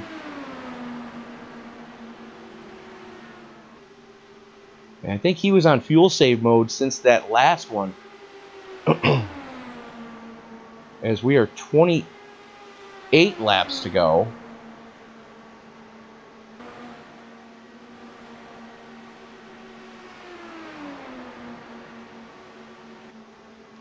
They've now lapped up to 11th place. Now we got Osmer coming in. And Osmer's finally coming in. It'll be 17 laps. He was on lap 16. He's going to cross for 17 this time as he exits the pit. So 16 laps. And there's Tyler Graff in turn 3, currently sitting in 2nd place. Got Dylan Lucas pushing the daylights out of him. And they've got Chris Bouchard behind them. So Osmer finally down and off the jacks. Trying to get up to speed now. Still has to stay below that yellow line until he gets to the back straightaway. And here come the lead cars. Looks like Osmer's just going to join this pack, or be able to join this pack. He's right in front of them. There's about a 10-mile-an-hour difference right now as they are gaining quickly.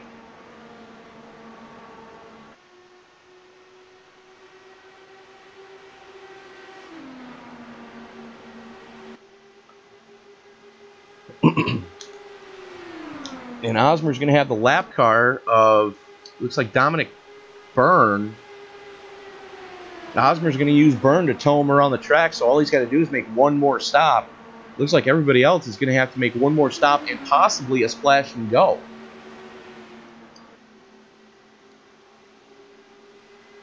So I'm thinking Osmer's immediately into fuel save mode. What I'm seeing so far. Gonna ride in and just relax. Absolutely. Right now, Tyler Graff currently leading that second pack in 2nd place. He is 7 laps into his stint. So he's going to have to make at least one more stop.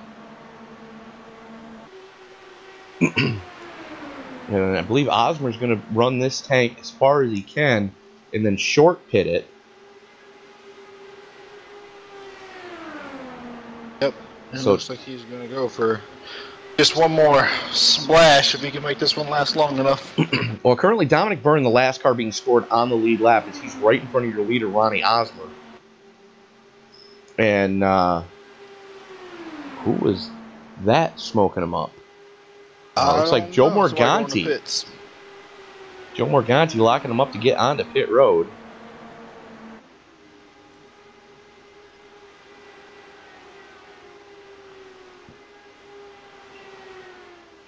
So Ronnie Osmer showing the way. Tyler Graff in second. Moskowitz, Lucas, and Bouchard, that's third and fourth. Then, now mind you, you're almost a full second between Osmer and Graff. Then you're a second and a half to fifth place, Isaiah Dupree, who's working with Josh Vincent right now. So that's fifth and sixth. Then you're 3/4 of a second back to this pack of David Llewellyn, Alex Green, and Dylan Moskowitz. And that is 7th, 8th, and 9th, with Jay Anderson being over 3 seconds back off of these guys, working with Creighton Carter, who sits in 11th.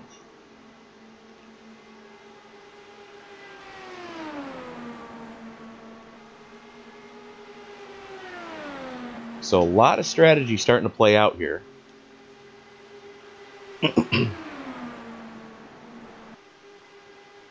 As we are 23 to go, we'll be 22 this time across the stripe.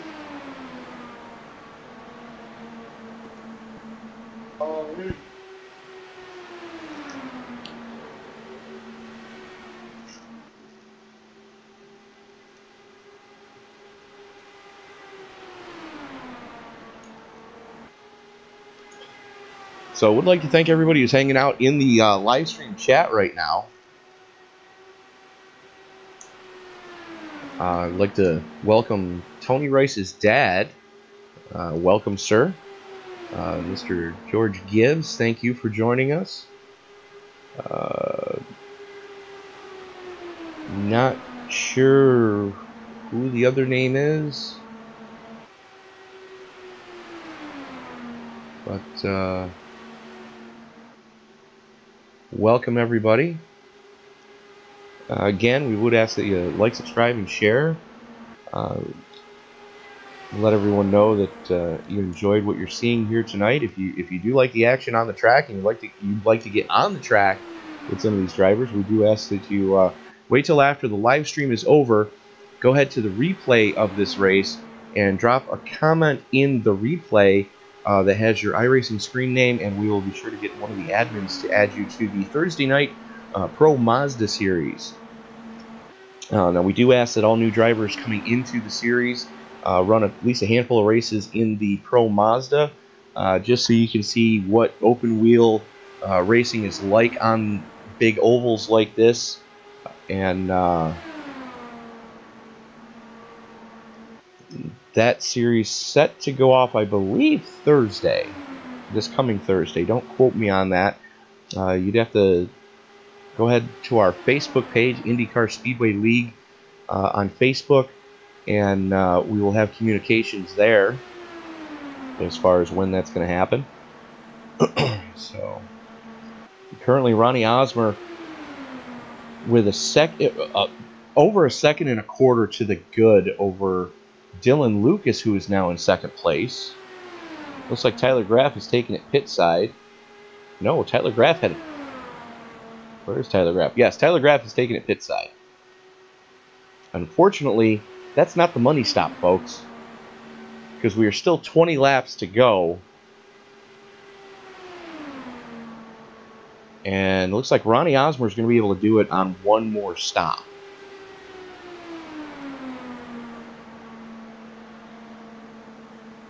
I think he's going to go for a lot of fuel or just a little splash and go. I think he's been doing fuel calculations most of the race. He's going to figure out, okay, I need this much, because we don't do the whole green-white checker overtime thing here. You know, he's going to figure out, okay, I need this much fuel. That's exactly how much fuel he's going to go with. And I think he's probably going to try to double stint his tires. It would not surprise me to see him just take fuel only on that last stop.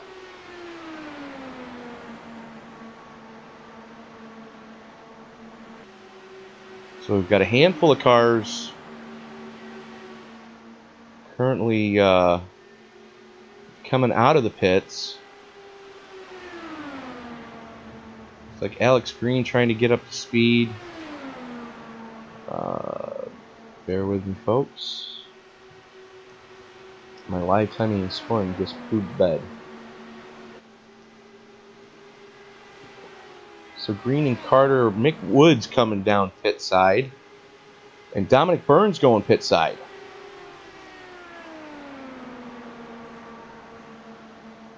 So Ronnie Osmer now having to deal, I believe that's Creighton Carter in front of him. Yes, it is. It's Carter and Green. So he's now got a two cars punching a hole in front of him. That's even more fuel that he can save. Currently 12 laps in. And anybody that pits now, within the next couple of laps, should be able to make it from here. So Moskowitz and Llewellyn going pit side. It's Jay Anderson just coming out of the pits. Yellow, yellow, yellow. Oh, that's disastrous for some of these cars. What on earth did we just witness? Mick Woods involved in that one, just trying to get it straight. Let's take a look and see what happened there. Looks like Isaiah Dupree involved. Cars taking evasive actions there. Okay, so there's Woods coming out of the pits. Dupree coming out of the pits. Woods on the low side just catches the marbles and goes up the track. Let's go to the chopper. Get to the chopper. Yep, he caught the low part of the transition, and oh, that is going to be disastrous for some cars. And that just threw everybody's strategy out the window. Yep, that's what I was about to bring up. Like now, strategies have all just changed very drastically. So, wow. What do you think the leader is going to do now? Well, you have to pit. I mean, you're inside the pit window. You'd be crazy to not, take the free stop. The only problem is, depending on how many other drivers go with you, you're going to lose it. At minimum, you're losing 6 spots. Minimum. Now, do you think he's going to go the full stint, or do you think he's going to just get fuel? You might just as well take tires. It's a free stop. Yeah, it's a free stop. So you're at this point, you might just as well take tires. And I'm so waiting for the animated pit crews to come into iRacing, which are allegedly on their way. And yeah, he did take tires on that one, 7.3 seconds in the stall. So that was a tire stop. He's good to go. That's packet full of fuel. That's the money stop for him. Whitaker, where are we here? No, I'm saying he must have done a line, and now he's got.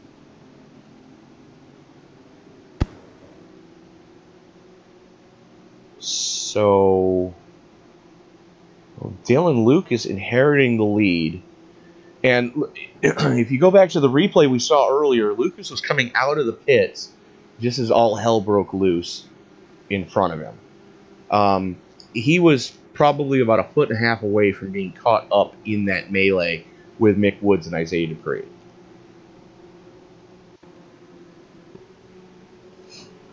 As we are back live, so a handful of cars going to be looking for the wave around here. There's Nate Dean looking to get one of his 2 laps back. Looks like Johnny Antonucci looking for the wave around to put him back on the lead lap. We should be getting the green with roughly 10 to go.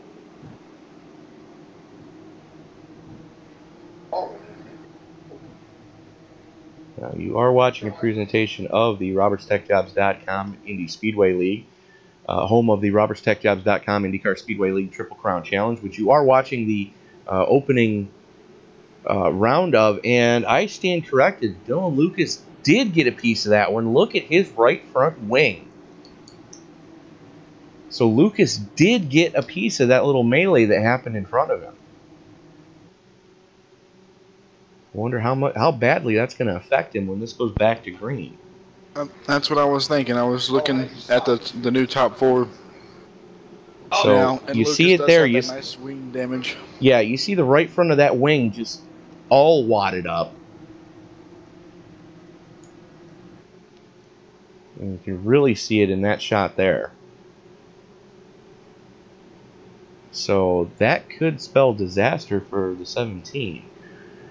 But as we were saying, you are watching a presentation of the RobertsTechJobs.com IndyCar Speedway League. RobertsTechJobs.com, of course, is your Midwest leader in attempt to hire and contract positions in the IT field for IT professionals. So if you are an IT professional in the Midwest, or if you're looking to relocate, go to RobertsTechJobs.com. Be sure to let Bill know the ISL sent you.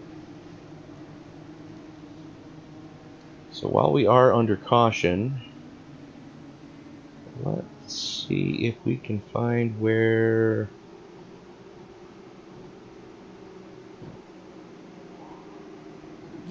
We are going to reach out to Ronnie Osmer, who was leading this piece. Ronnie, when the caution flew, is your mother going to have to wash her mouth out with soap when this race is over with? I didn't yell. I didn't go that insane, but... You said words. I said I want to kill whoever spun. Okay, fair enough. But yeah, no, it was yeah, that kind of threw your strategy out the window. Now that all that's been thrown out the window, you want to let us in? Were you planning on going as long as you could, short pitting, just putting in just enough fuel in to get it to the finish and going from there? Well, with the 15-lap fuel windows, I was getting ready to pit within 2 laps, and then I was going to be good to the end. So we watched you duck in behind Dominic Byrne. Is it safe to assume you went immediately into fuel save mode as soon as you realized you could stay in the lead of the race? I was in partial fuel save mode, partial run hard to keep away from the 3-car pack behind us. All right. Well, fair enough, Ronnie. Best of luck to you. And just remember that these cars really do like to suck up on restarts. Hint, wink, nudge. I'll remember that. All right. Let me see if I can find where the hell the rest of your teammate is. Where is your team? Oh, there he is. User was moved out of your channel. All right, so that answers that question. He was in partial fuel save mode, which was probably going to save him about a lap. So lights go out on the pace car. That's going to put Mark Carpenter, Isaiah Dupree, Chris Bouchard, and a handful of others back on the lead lap here. What on earth is going on? Ah, okay. There we go. The wave around cars are finally gone.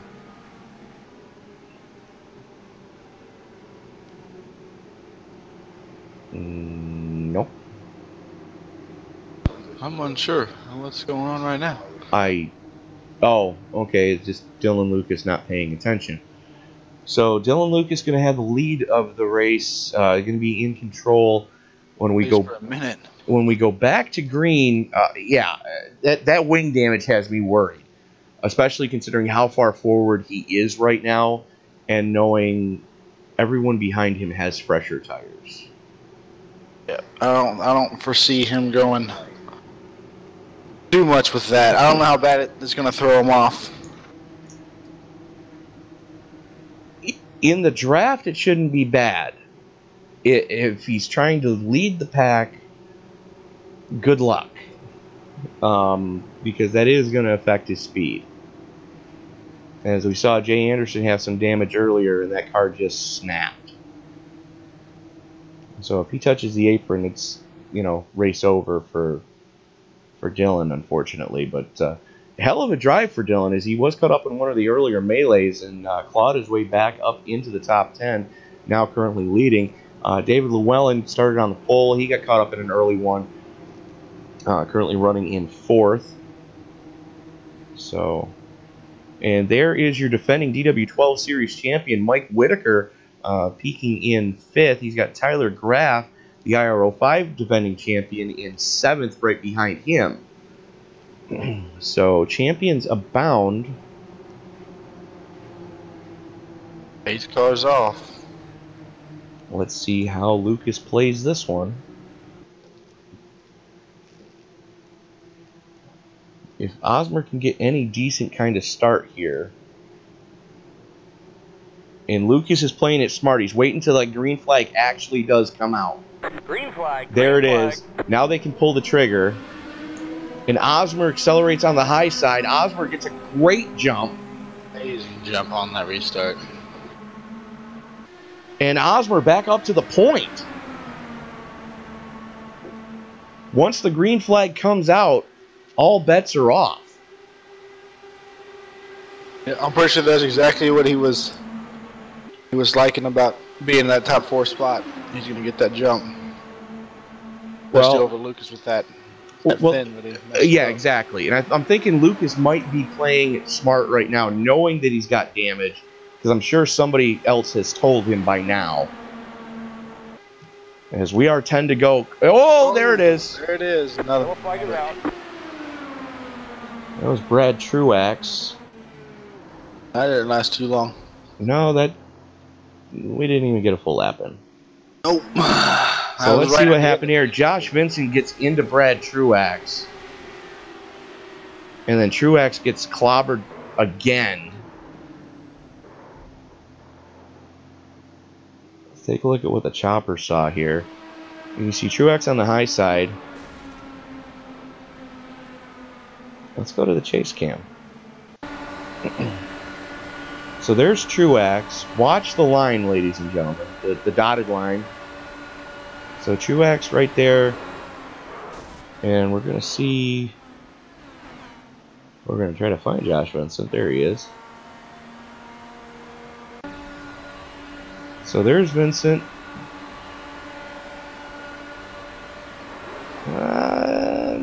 Thinking part from column A, part from column B on that one. Vincent started to go down, and Truax started to go down, and looks like Vincent didn't go as low as Truax thought he was going to. And Truax is towing, I think. Yeah, Truax is towing.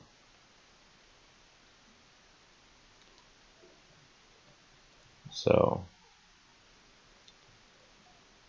that is that. Race over for Mr. Truax. Pretty sure Isaiah Dupree is done for as well. Yep, Isaiah's out of it. Has disconnected from the server. Creighton Carter looks like he may have gotten a piece as well. Nope, I stand corrected.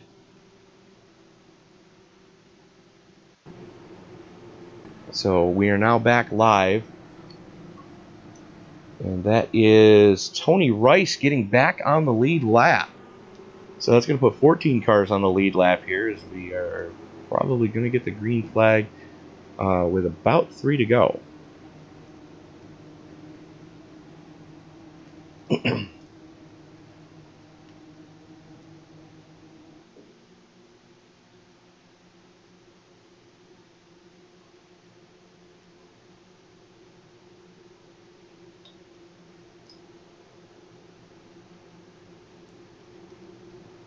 So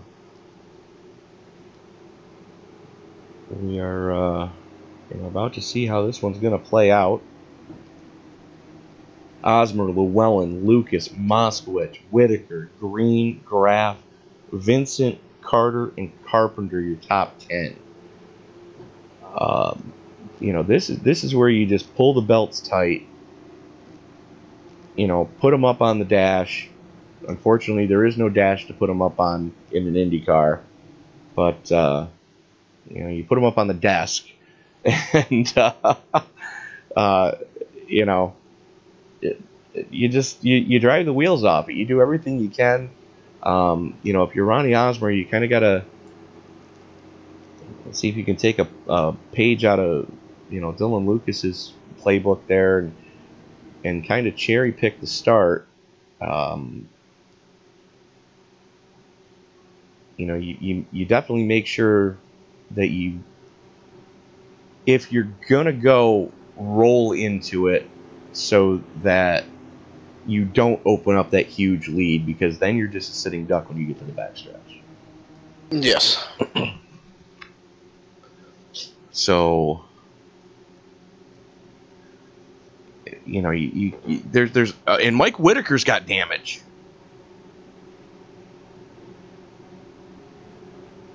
You see the left front wing on Whitaker's car. I was wondering if he had caught a piece of that as the melee happened directly in front of him. And it looks like he did catch a piece of it.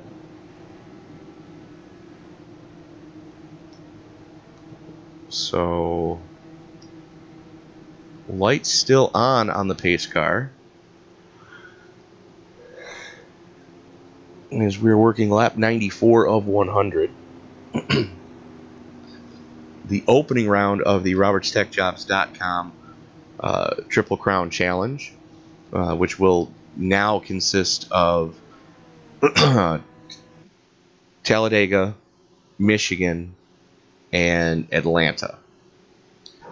So, 3 relatively different tracks. You know, 2 of the tracks you really have to be able to work the draft, and then Atlanta being now the wild card of the bunch, where you're really going to have to drive it, because that track, it's hot, it's greasy, it's a very challenging track, especially for a 1.5 mile quad oval.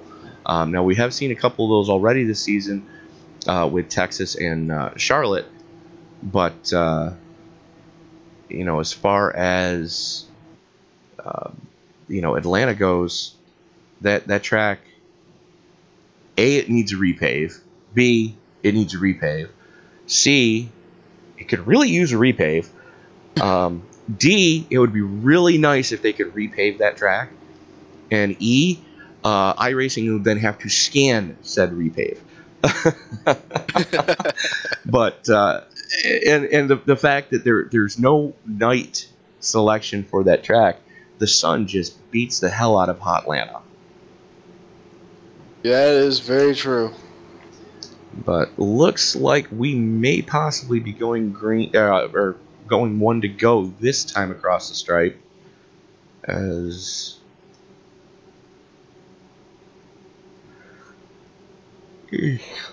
excuse me, ladies and gentlemen, it's going to be 6 to go this time across the stripe. So we're going to get we should be getting the green with 5 to go. Let's see if the lights go out on the pace car this time.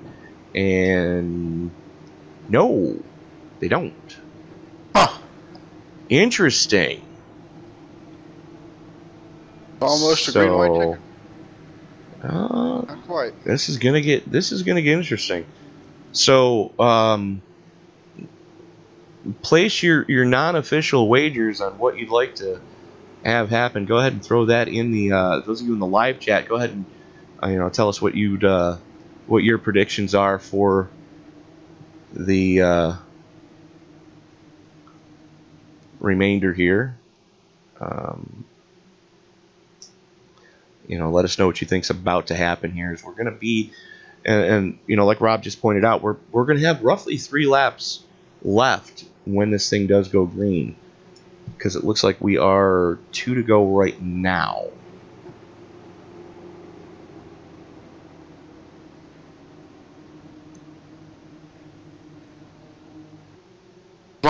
As long as Osmer doesn't have a really strong start and then just gets taken over in the back straightaway, I mean, this looks like it's probably going to be his. Well, the thing is with Ronnie Osmer, this is the one thing I noticed when he first joined the league last season, is, Ronnie's only 17, but that youngster has a lot of racecraft. you know, so I think he knows better than to just, as soon as the pace car twitches, hammer it and then just be a sitting duck going into 3. But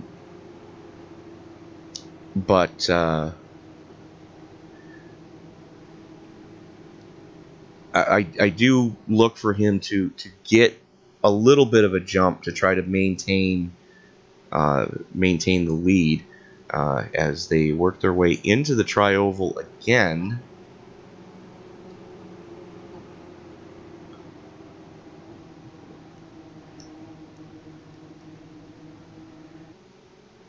Looks like Dylan Lucas down on the apron trying to save some fuel, as he does have one of the oldest fuel tanks out there right now.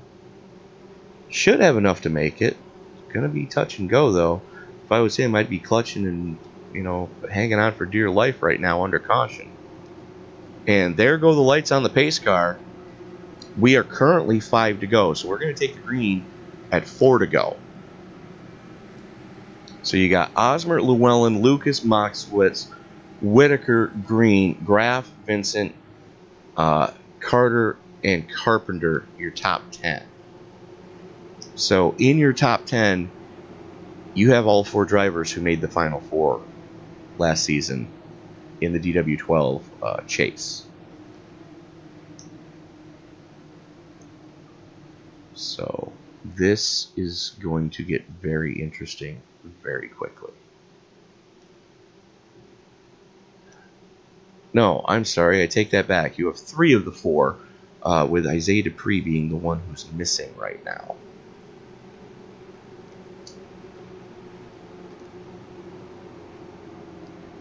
So field worked its way down the back straightaway. Ronnie Osmer going to need the restart of his life. Looking to go after the Triple Crown Challenge. David Llewellyn, looking to punch his ticket, has not had a win since season 1 early on.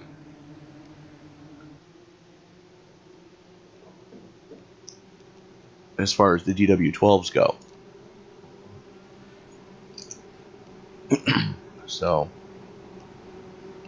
I believe that was back in March, earlier this year in season 1 of the DW12s, that David got his most recent win in the IndyCar Speedway League.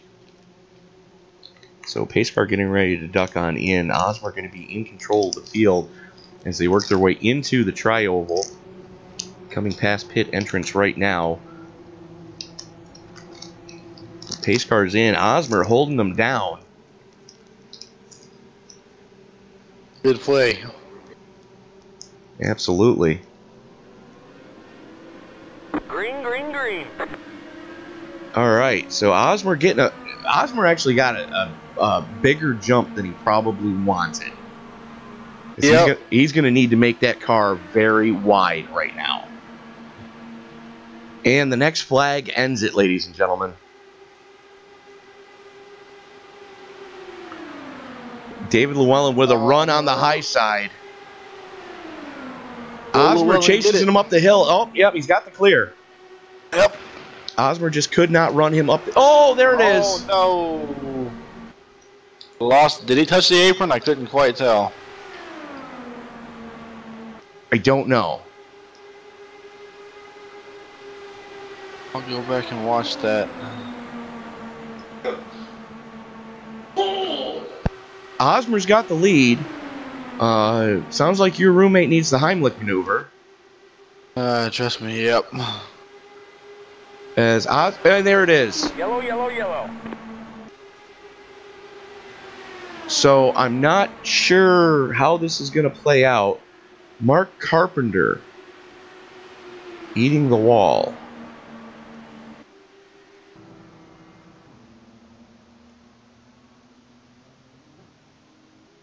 And as soon as I can find him.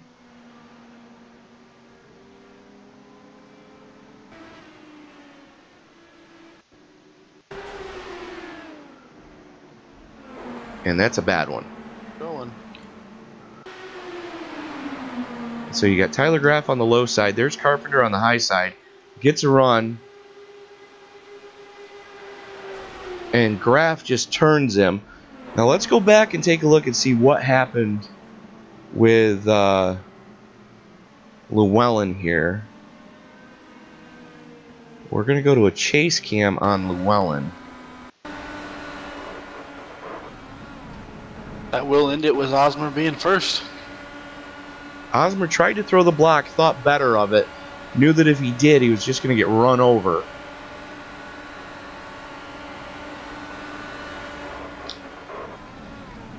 And we're going to back that up a little bit. We're going to go to Osmer this time.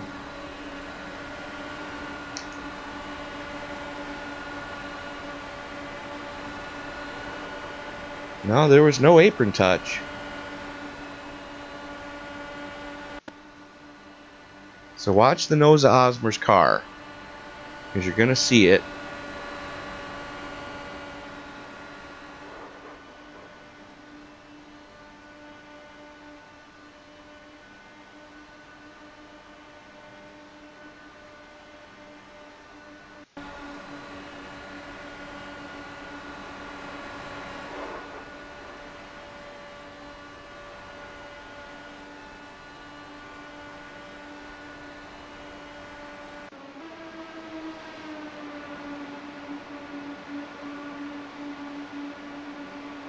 Yeah, there was contact there.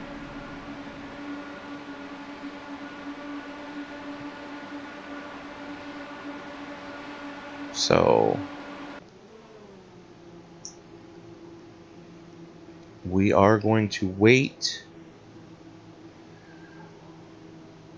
and see what the competition committee is going to call this one, as we are currently working lap 100. Unofficially, Ronnie Osmer currently leading this one, but I do expect the competition committee to make some calls on this one in their meeting tomorrow. Not sure what the final outcome is going to be, but as I said, unofficially right now, it looks like Ronnie Osmer is going to come home with the victory.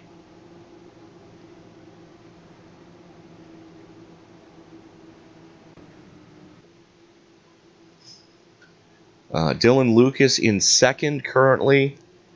Josh Vincent making a triumphant return to the league, currently sitting in third. Alex Green in fourth. Dylan Moskowitz in fifth. Mike Whitaker in sixth. Tyler Graff unofficially in seventh. That's another call that is probably going to be looked at. Chris Bouchard, Creighton Carter, and Jay Anderson, again, unofficially rounding out your top 10. So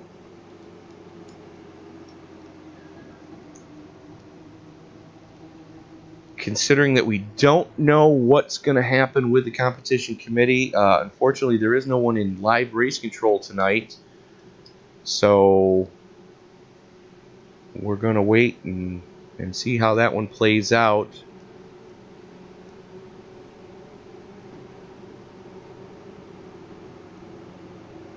So that is going to do it. So Osmer, Lucas, and Vincent, your podium. Let's go and bring the standings up. Again, these are 100% unofficial. Your hard charger, as of right this second, is going to be Ronnie Osmer. Should penalties happen, the next in line is going to be Dylan Moskowitz. Being as Josh Vincent did not take time in qualifying. Moskowitz started 20th and is currently 5th. Osmer was the last car to take time in qualifying, starting 23rd. So, again, all these results that you're seeing on your screen right now are unofficial until the competition committee says something about it later this week. They're going to review the race tomorrow and make a determination at that point. So that being said, again, unofficially Ronnie Osmer coming home with the victory. Dylan Lucas, Josh Vincent, Alex Green, Dylan Moskowitz, Mike Whitaker, Tyler Graff, Chris Bouchard, Creighton Carter, and Jay Anderson. Again, unofficially, that's your top 10. David Llewellyn was able to hang on for 11th. Tony Rice, Tyler Vickery, Johnny Antonucci, Brad Truex able to rebound to 15th. Tyler Vickery was the last car on the lead lap, by the way, in 13th. Johnny Antonucci -2, Brad Truex -2, Terry Adams -2, Bob Lacavara, Dominic Byrne, Mark Carpenter,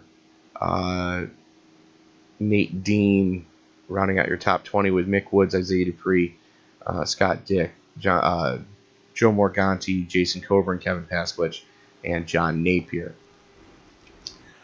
Well, Rob, that was definitely an interesting finish in the DW12 round 1 of the RobertsTechJobs.com Triple Crown Challenge. Certainly.